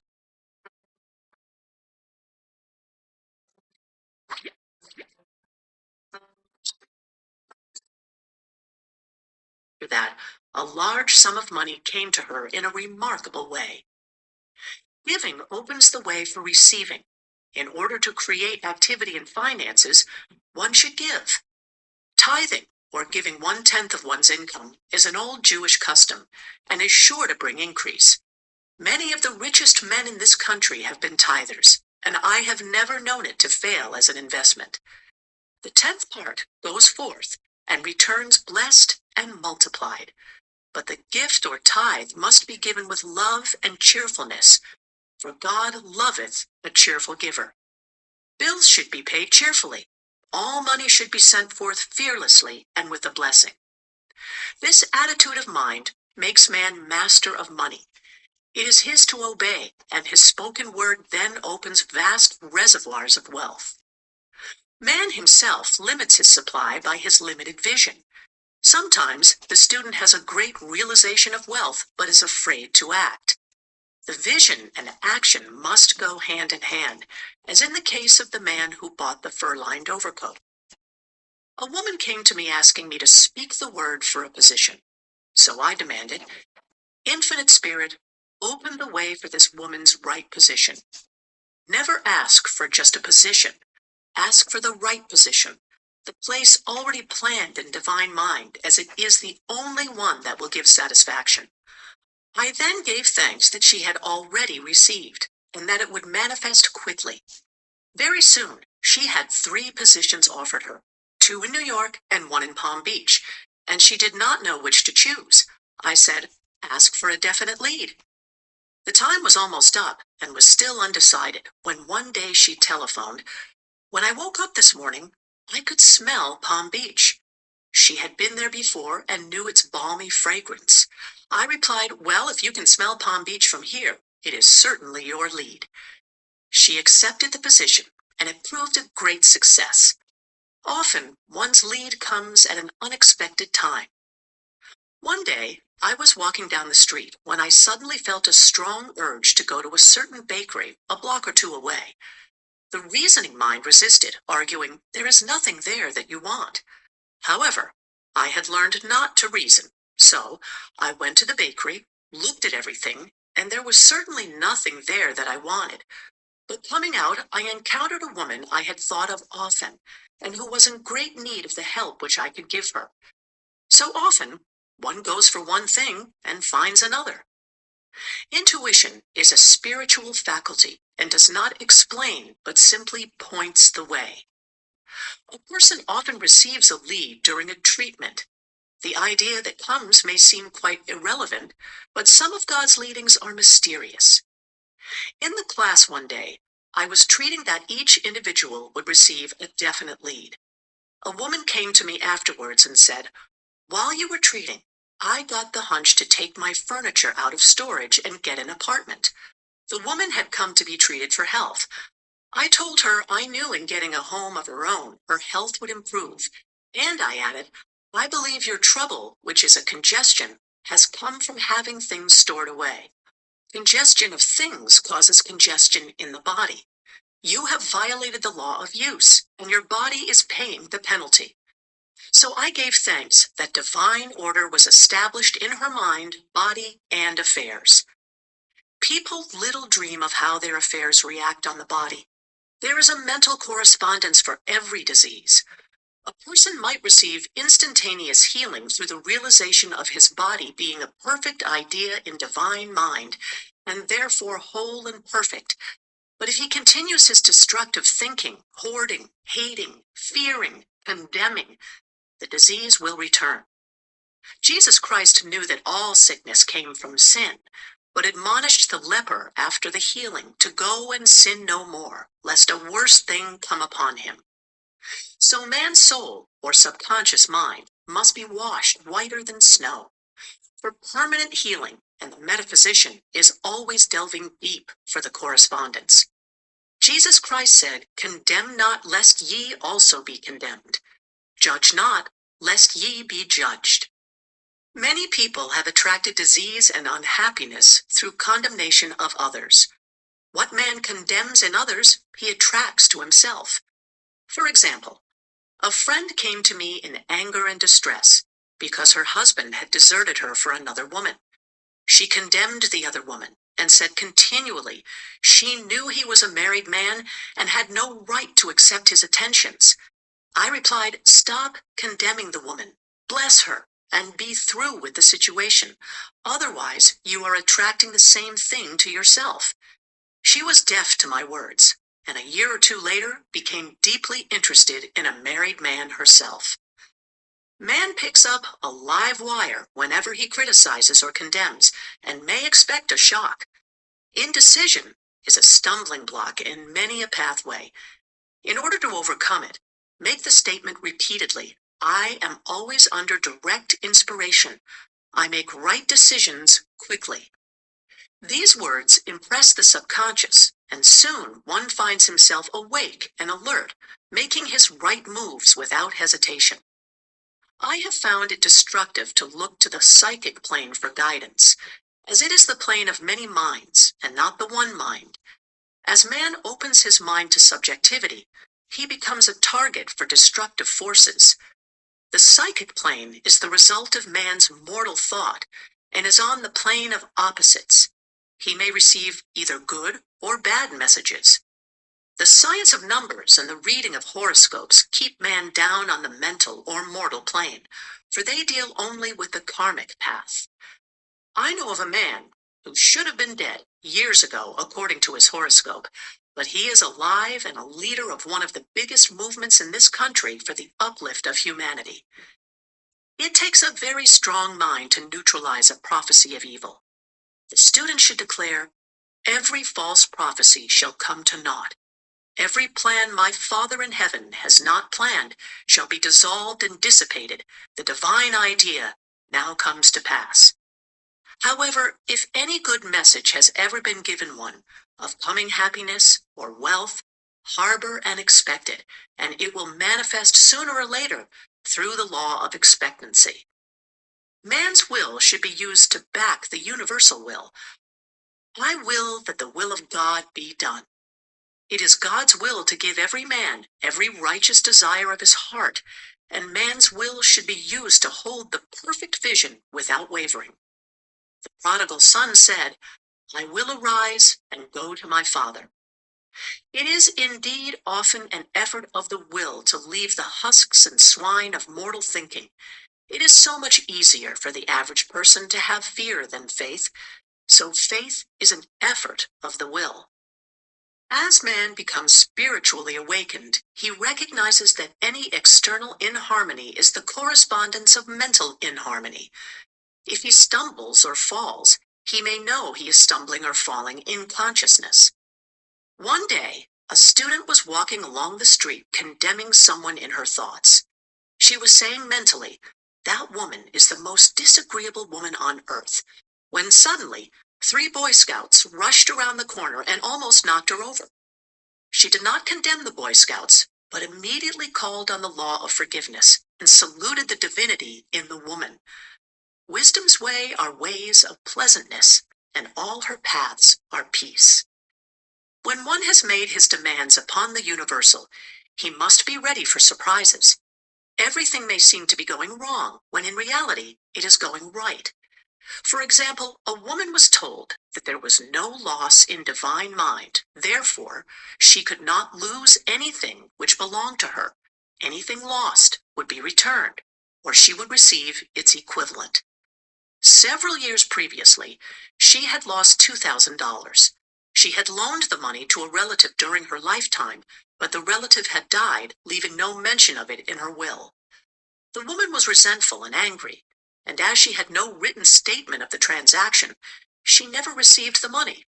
So she determined to deny the loss and collect the $2,000 from the Bank of the Universal. She had to begin by forgiving the woman, as resentment and unforgiveness closed the doors of this wonderful bank.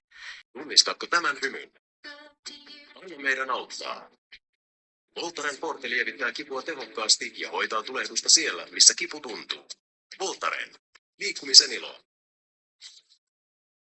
Opens. She was living in an apartment house which was for sale. and in the lease was a clause stating that if the house was sold, the tenants would be required to move out within 90 days. Suddenly, the landlord broke the leases and raised the rent. Again, injustice was on her pathway, but this time she was undisturbed. She blessed the landlord and said, "As the rent has been raised, it means that I'll be that much richer, for God is my supply."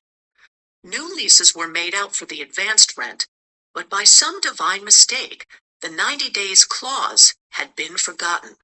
Soon after, the landlord had an opportunity to sell the house.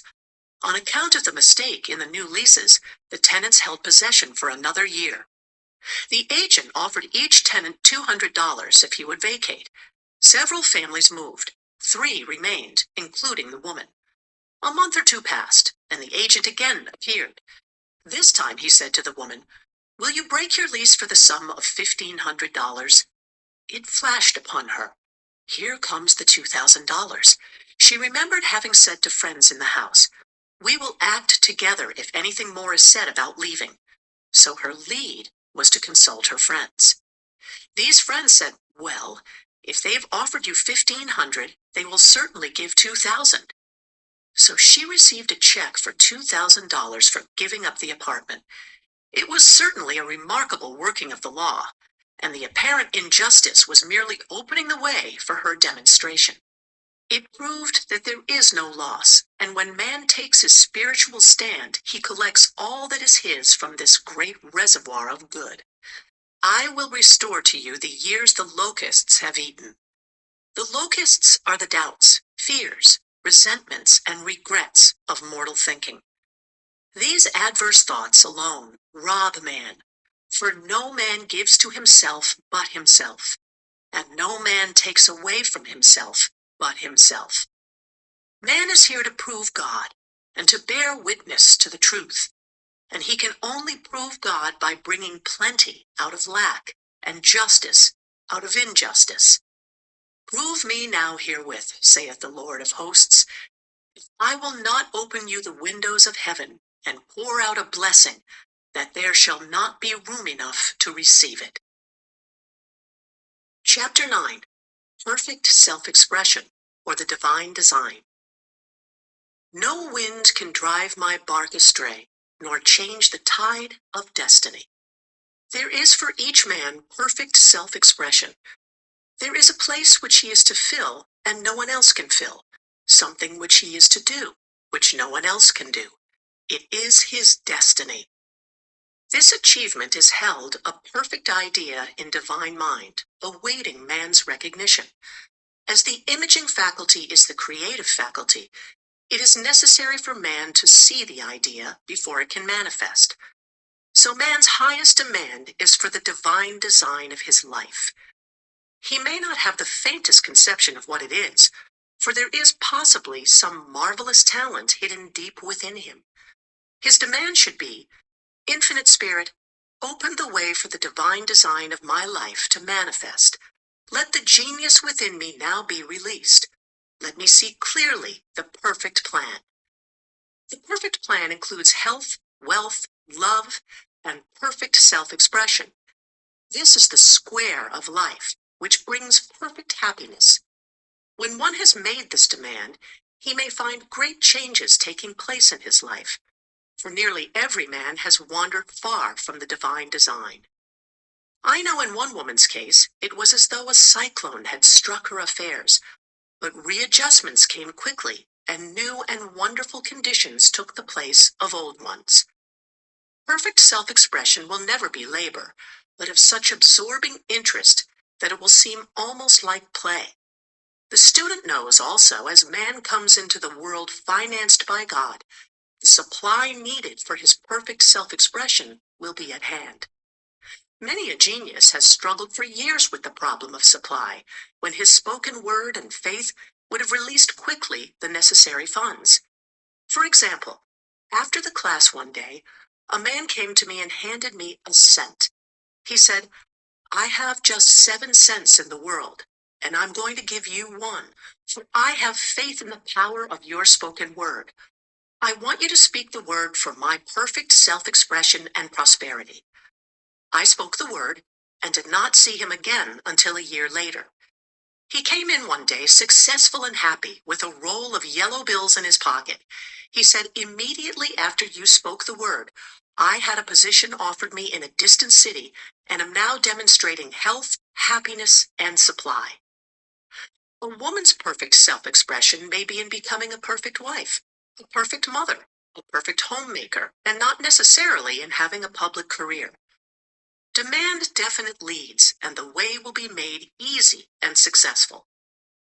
One should not visualize or force a mental picture. When he demands the divine design to come into his conscious mind, he will receive flashes of inspiration and begin to see himself making some great accomplishment. This is the picture or idea he must hold without wavering. The thing man seeks is seeking him. The telephone was seeking Bell. Parents should never force careers and professions upon their children.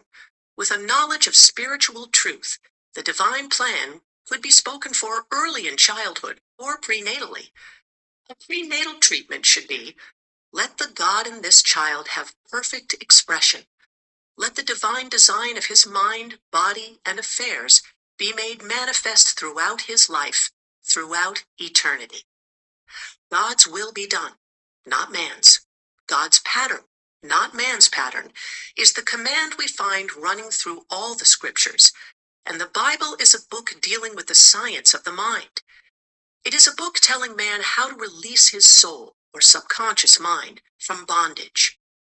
The battles described are pictures of man waging war against mortal thoughts. A man's foes shall be they of his own household. Every man is Jehoshaphat, and every man is David, who slays Goliath, mortal thinking, with the little white stone, faith. So man must be careful that he is not the wicked and slothful servant who buried his talent.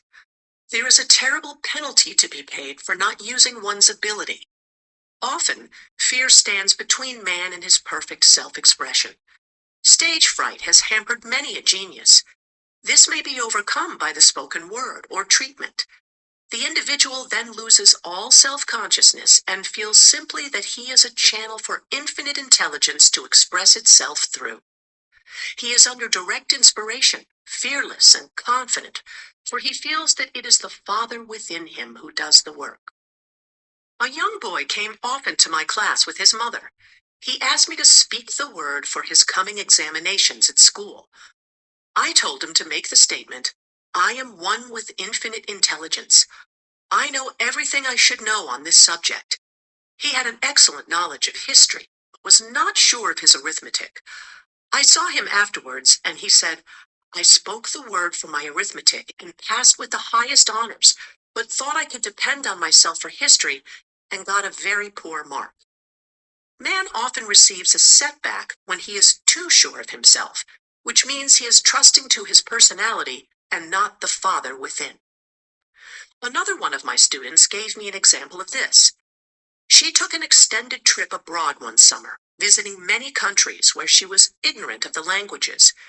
She was calling for guidance and protection every minute, and her affairs went smoothly and miraculously. Her luggage was never delayed nor lost. Accommodations were always ready for her at the best hotels, and she had perfect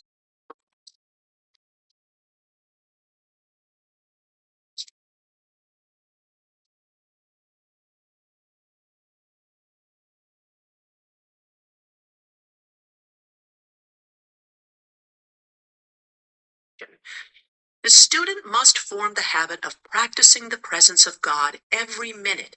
In all thy ways, acknowledge him. Nothing is too small or too great. Sometimes, an insignificant incident may be the turning point in a man's life. Robert Fulton, watching some boiling water simmering in a tea kettle, saw a steamboat. I have seen a student often keep back his demonstration through resistance or pointing the way. He pins his faith to one channel only, and dictates just the way he desires the manifestation to come, which brings things to a standstill. My way, not your way, is the command of infinite intelligence. Like all power, be it steam or electricity, It must have a non-resistant engine or instrument to work through, and man is that engine or instrument. Over and over again, man is told to stand still. O Judah, fear not, but tomorrow go out against them, for the Lord will be with you. You shall not need to fight this battle. Set yourselves, stand ye still, and see the salvation of the Lord with you. We see this in the incidents of the $2,000 coming to the woman through the landlord when she became non-resistant and undisturbed, and the woman who won the man's love after all suffering had ceased. The student's goal is poise. Poise is power, for it gives God power a chance to rush through man, to will and to do its good pleasure. Poised, he thinks clearly and makes right decisions quickly. He never misses a trick. Anger blurs the visions, poisons the blood, is the root of many diseases, and causes wrong decision leading to failure. It has been named one of the worst sins, as its reaction is so harmful. The student learns that in metaphysics, sin has a much broader meaning than in the old teaching. Whatsoever is not of faith is sin. He finds that fear and worry are deadly sins. They are inverted faith, and through distorted mental pictures bring to pass the thing he fears. His work is to drive out these enemies from the subconscious mind. When man is fearless, he is finished. Maeterlinck says that man is God afraid. So as we read in the previous chapters, man can only vanquish fear by walking up to the thing he is afraid of. When Jehoshaphat and his army prepared to meet the enemy, singing "Praise the Lord, for his mercy endureth forever," they found their enemies had destroyed each other, and there was nothing to fight. For example, a woman asked a friend to deliver a message to another friend. The woman feared to give the message, as the reasoning mind said, "Don't get mixed up in this affair. Don't give that message." She was troubled in spirit, for she had given her promise. At last she determined to walk up to the lion and call on the law of divine protection. She met the friend to whom she was to deliver the message. She opened her mouth to speak it, when her friend said, "So-and-so has left town." This made it unnecessary to give the message, as the situation depended upon the person being in town. As she was willing to do it, she was not obliged to. As she did not fear, the situation vanished. The student often delays his demonstration through a belief in incompletion. He should make this statement: in divine mind, there is only one completion. Therefore, my demonstration is completed. My perfect work, my perfect home, my perfect health. Whatever he demands are perfect ideas registered in divine mind, and must manifest under grace in a perfect way. He gives thanks he has already received on the invisible, and makes active preparation for receiving on the visible. One of my students was in need of a financial demonstration. She came to me and asked why it was not completed.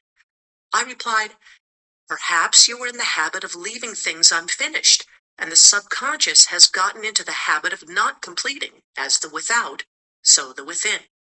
She said, "You are right. I often begin things and never finish them. I'll go home and finish something I commenced weeks ago, and I know it will be symbolic of my demonstration." So she sewed assiduously, and the article was soon completed. Shortly after, the money came in a most curious manner. Her husband was paid his salary twice that month. He told the people of their mistake, and they sent word to keep it. When man asks believing, he must receive, for God creates his own channels. I have been sometimes asked, suppose one has several talents, how is he to know which one to choose? Demand to be shown definitely. Say, "Infinite Spirit, give me a definite lead. Reveal to me my perfect self-expression. Show me which talent I am to make use of now." I have known people to suddenly enter a new line of work and be fully equipped, with little or no training. So make the statement, "I am fully equipped for the divine plan of my life," and be fearless in grasping opportunities. Some people are cheerful givers, but bad receivers. They refuse gifts through pride or some negative reason, thereby blocking their channels and invariably find themselves eventually with little or nothing.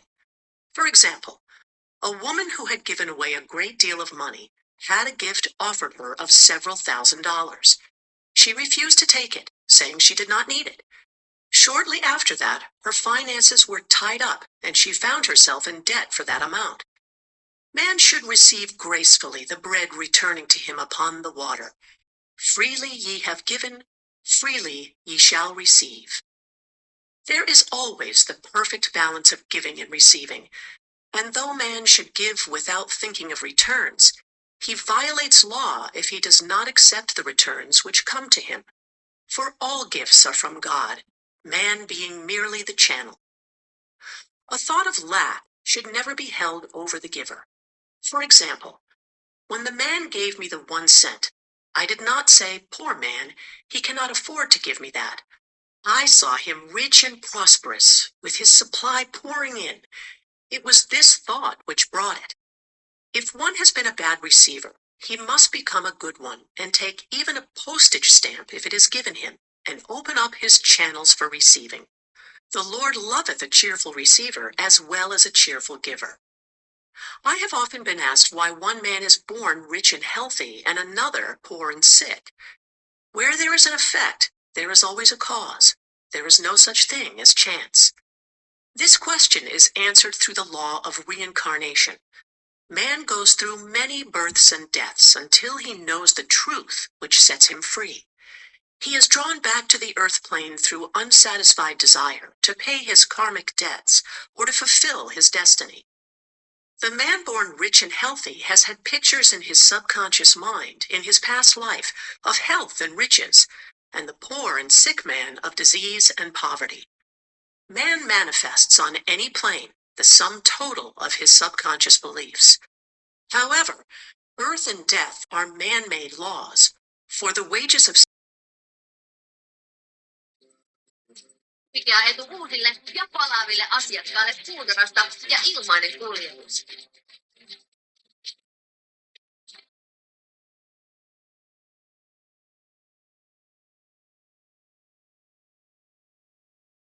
So through the truth, man is set free from the law of karma, sin, and death, and manifests the man made in his image and likeness. Man's freedom comes through fulfilling his destiny, bringing into manifestation the divine design of his life.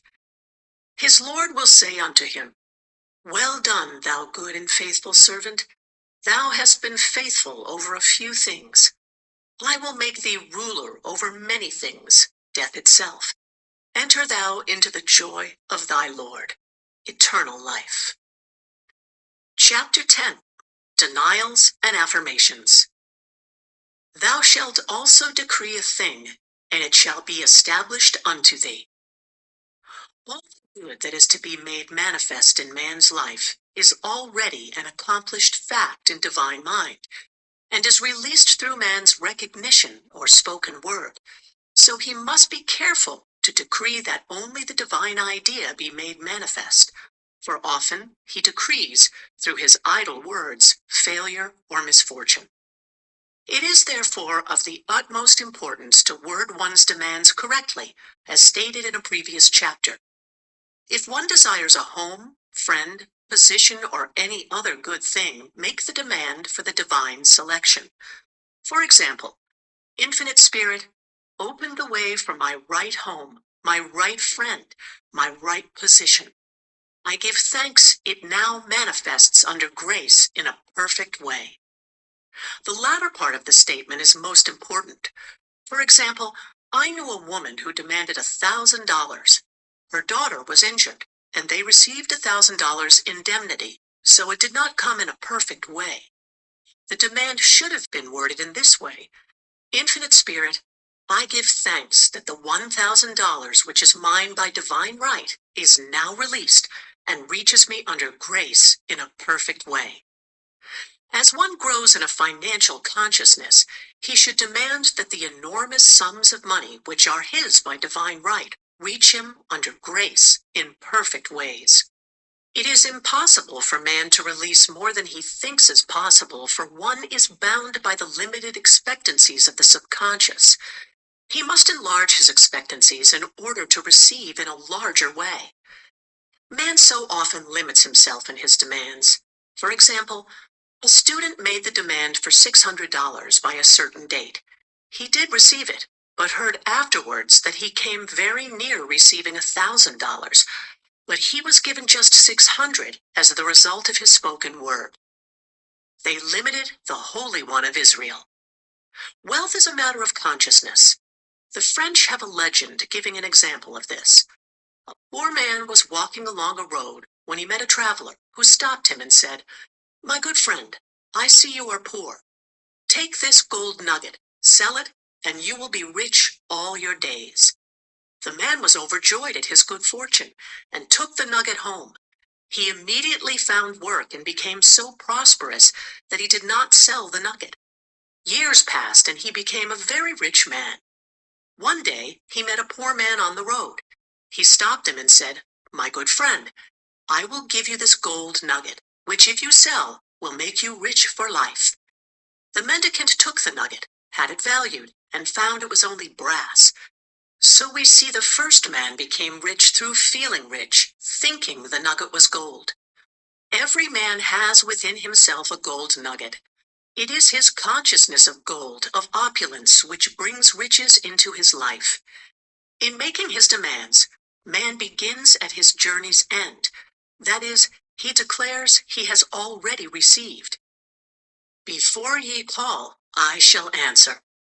Continually affirming establishes the belief in the subconscious.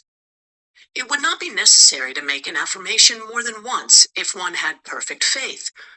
One should not plead or supplicate, but give thanks repeatedly that he has received. "The desert shall rejoice and blossom as the rose." This rejoicing, which is yet in the desert state of consciousness, opens the way for release. The Lord's Prayer is in the form of command and demand. "Give us this day our daily bread, and forgive us our debts, as we forgive our debtors," and ends in praise, "For thine is the kingdom and the power and the glory forever. Amen. Concerning the works of my hands, command ye me." So prayer is command and demand, praise and thanksgiving. The student's work is in making himself believe that with God all things are possible. This is easy enough to state in the abstract, but a little more difficult when confronted with a problem. For example, it was necessary for a woman to demonstrate a large sum of money within a stated time. She knew she must do something to get a realization, for realization is manifestation, and she demanded a lead. She was walking through a department store when she saw a very beautiful pink enamel paper cutter. She felt the pull towards it. The thought came, "I haven't a paper cutter good enough to open letters containing large checks." So she bought the paper cutter, which the reasoning mind would have called an extravagance. When she held it in her hand, she had a flash of a picture of herself opening an envelope containing a large check, and in a few weeks, she received the money. The pink paper cutter was her bridge of active faith. Many stories are told of the power of the subconscious when directed in faith. For example, a man was spending the night in a farmhouse. The windows of the room had been nailed down, and in the middle of the night, he felt suffocated and made his way in the dark to the window. He could not open it, so he smashed the pane with his fist, drew in draughts of fine, fresh air, and had a wonderful night's sleep. The next morning, he found he had smashed the glass of a bookcase, and the window had remained closed during the whole night. He had supplied himself with oxygen simply by his thought of oxygen. When a student starts out to demonstrate, he should never turn back. Let not that man who wavers think that he shall receive anything of the Lord. A student once made this wonderful statement: "When I ask the Father for anything, I put my foot down and I say, 'Father, I'll take nothing less than I've asked for, but more.'" So man should never compromise. Having done all, stand. This is sometimes the most difficult time of demonstrating. The temptation comes to give up, to turn back, to compromise. He also serves who only stands and waits. Demonstrations often come at the 11th hour because man then lets go, that is, stops reasoning, and infinite intelligence has a chance to work. Man's dreary desires are answered drearily, and his impatient desires long delayed or violently fulfilled. For example, a woman asked me why it was she was constantly losing or breaking her glasses. We found she often said to herself and others with vexation, "I wish I could get rid of my glasses." So her impatient desire was violently fulfilled. What she should have demanded was perfect eyesight, but what she registered in the subconscious was simply the impatient desire to be rid of her glasses, so they were continually being broken or lost. Two attitudes of mind cause loss: depreciation, as in the case of the woman who did not appreciate her husband, or fear of loss, which makes a picture of loss in the subconscious. When a student is able to let go of his problem, cast his burden, he will have instantaneous manifestation. For example, a woman was out during a very stormy day and her umbrella was blown inside out. She was about to make a call on some people whom she had never met, and she did not wish to make her first appearance with a dilapidated umbrella. She could not throw it away, as it did not belong to her. So in desperation she exclaimed, "Oh God, you take charge of this umbrella. I don't." This means your crypto is your crypto, wherever and whenever you need it. Take charge of your finances and experience the difference with Coinbase. Sign up today.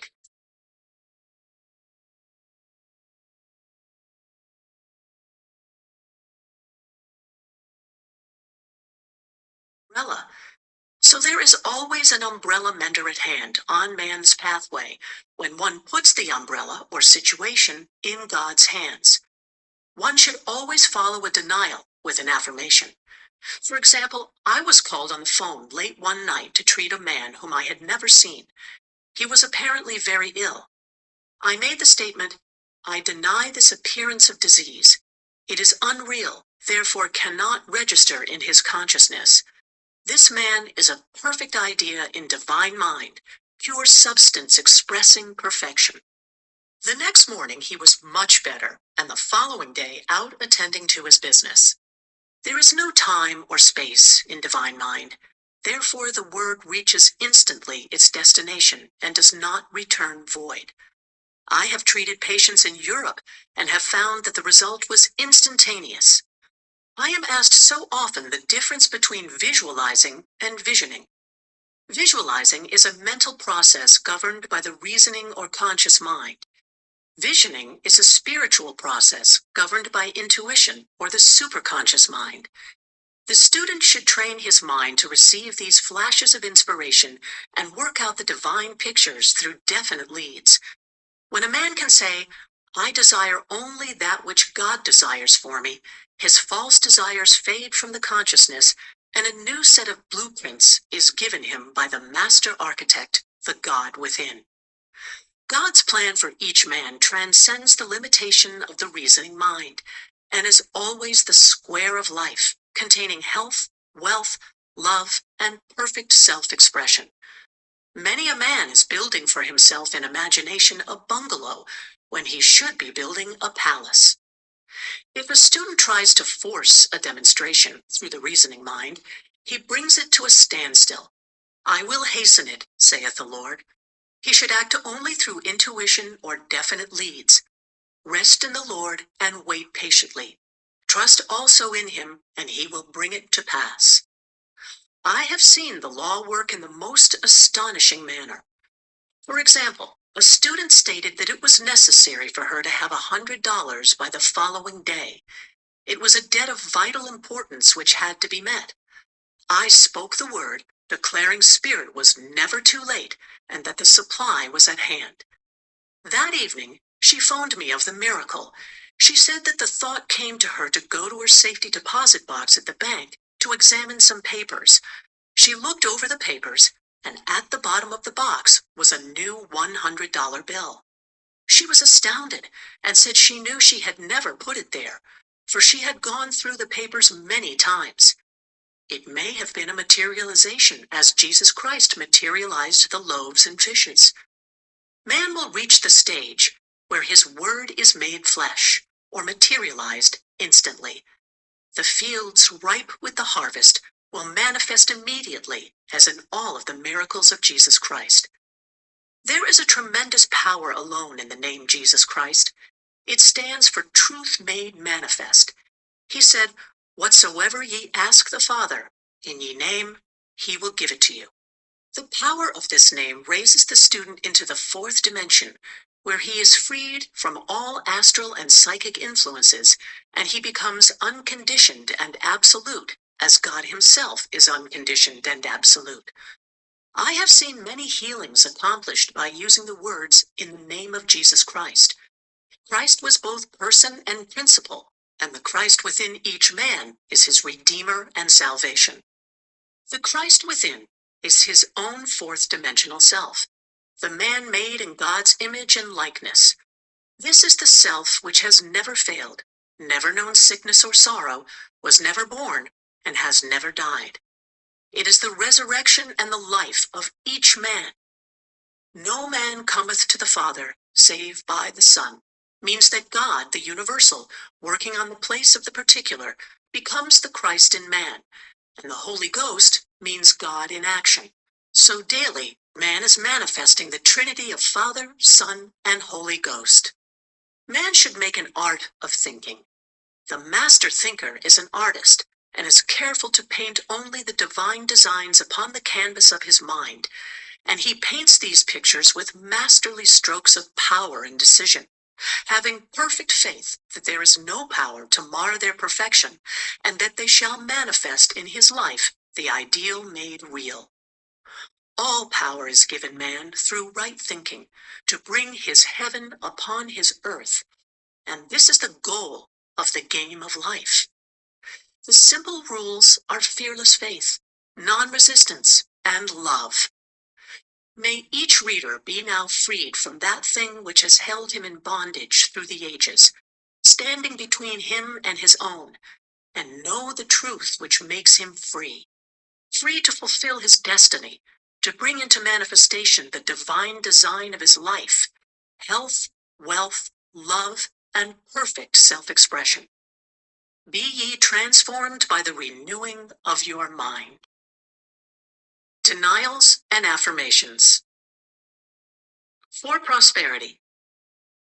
God is my unfailing supply, and large sums of money come to me quickly, under grace, in perfect ways. For right conditions. Every plan my Father in heaven has not planned shall be dissolved and dissipated, and the divine idea now comes to pass. For right conditions. Only that which is true of God is true of me, for I and the Father are one. For faith. As I am one with God, I am one with my good, for God is both the giver and the gift. I cannot separate the giver from the gift. For right conditions. Divine love now dissolves and dissipates every wrong condition in my mind, body, and affairs. Divine love is the most powerful chemical in the universe and dissolves everything which is not of itself. For health. Divine love floods my consciousness with health, and every cell in my body is filled with light. For eyesight. My eyes are God's eyes. I see with the eyes of spirit. I see clearly the open way. There are no obstacles on my pathway. I see clearly the perfect plan. For guidance. I am divinely sensitive to my intuitive leads and give instant obedience to thy will. For the hearing. My ears are God's ears. I hear with the ears of spirit. I am non-resistant and am willing to be led. I hear glad tidings of great joy. For right work. I have a perfect work in a perfect way,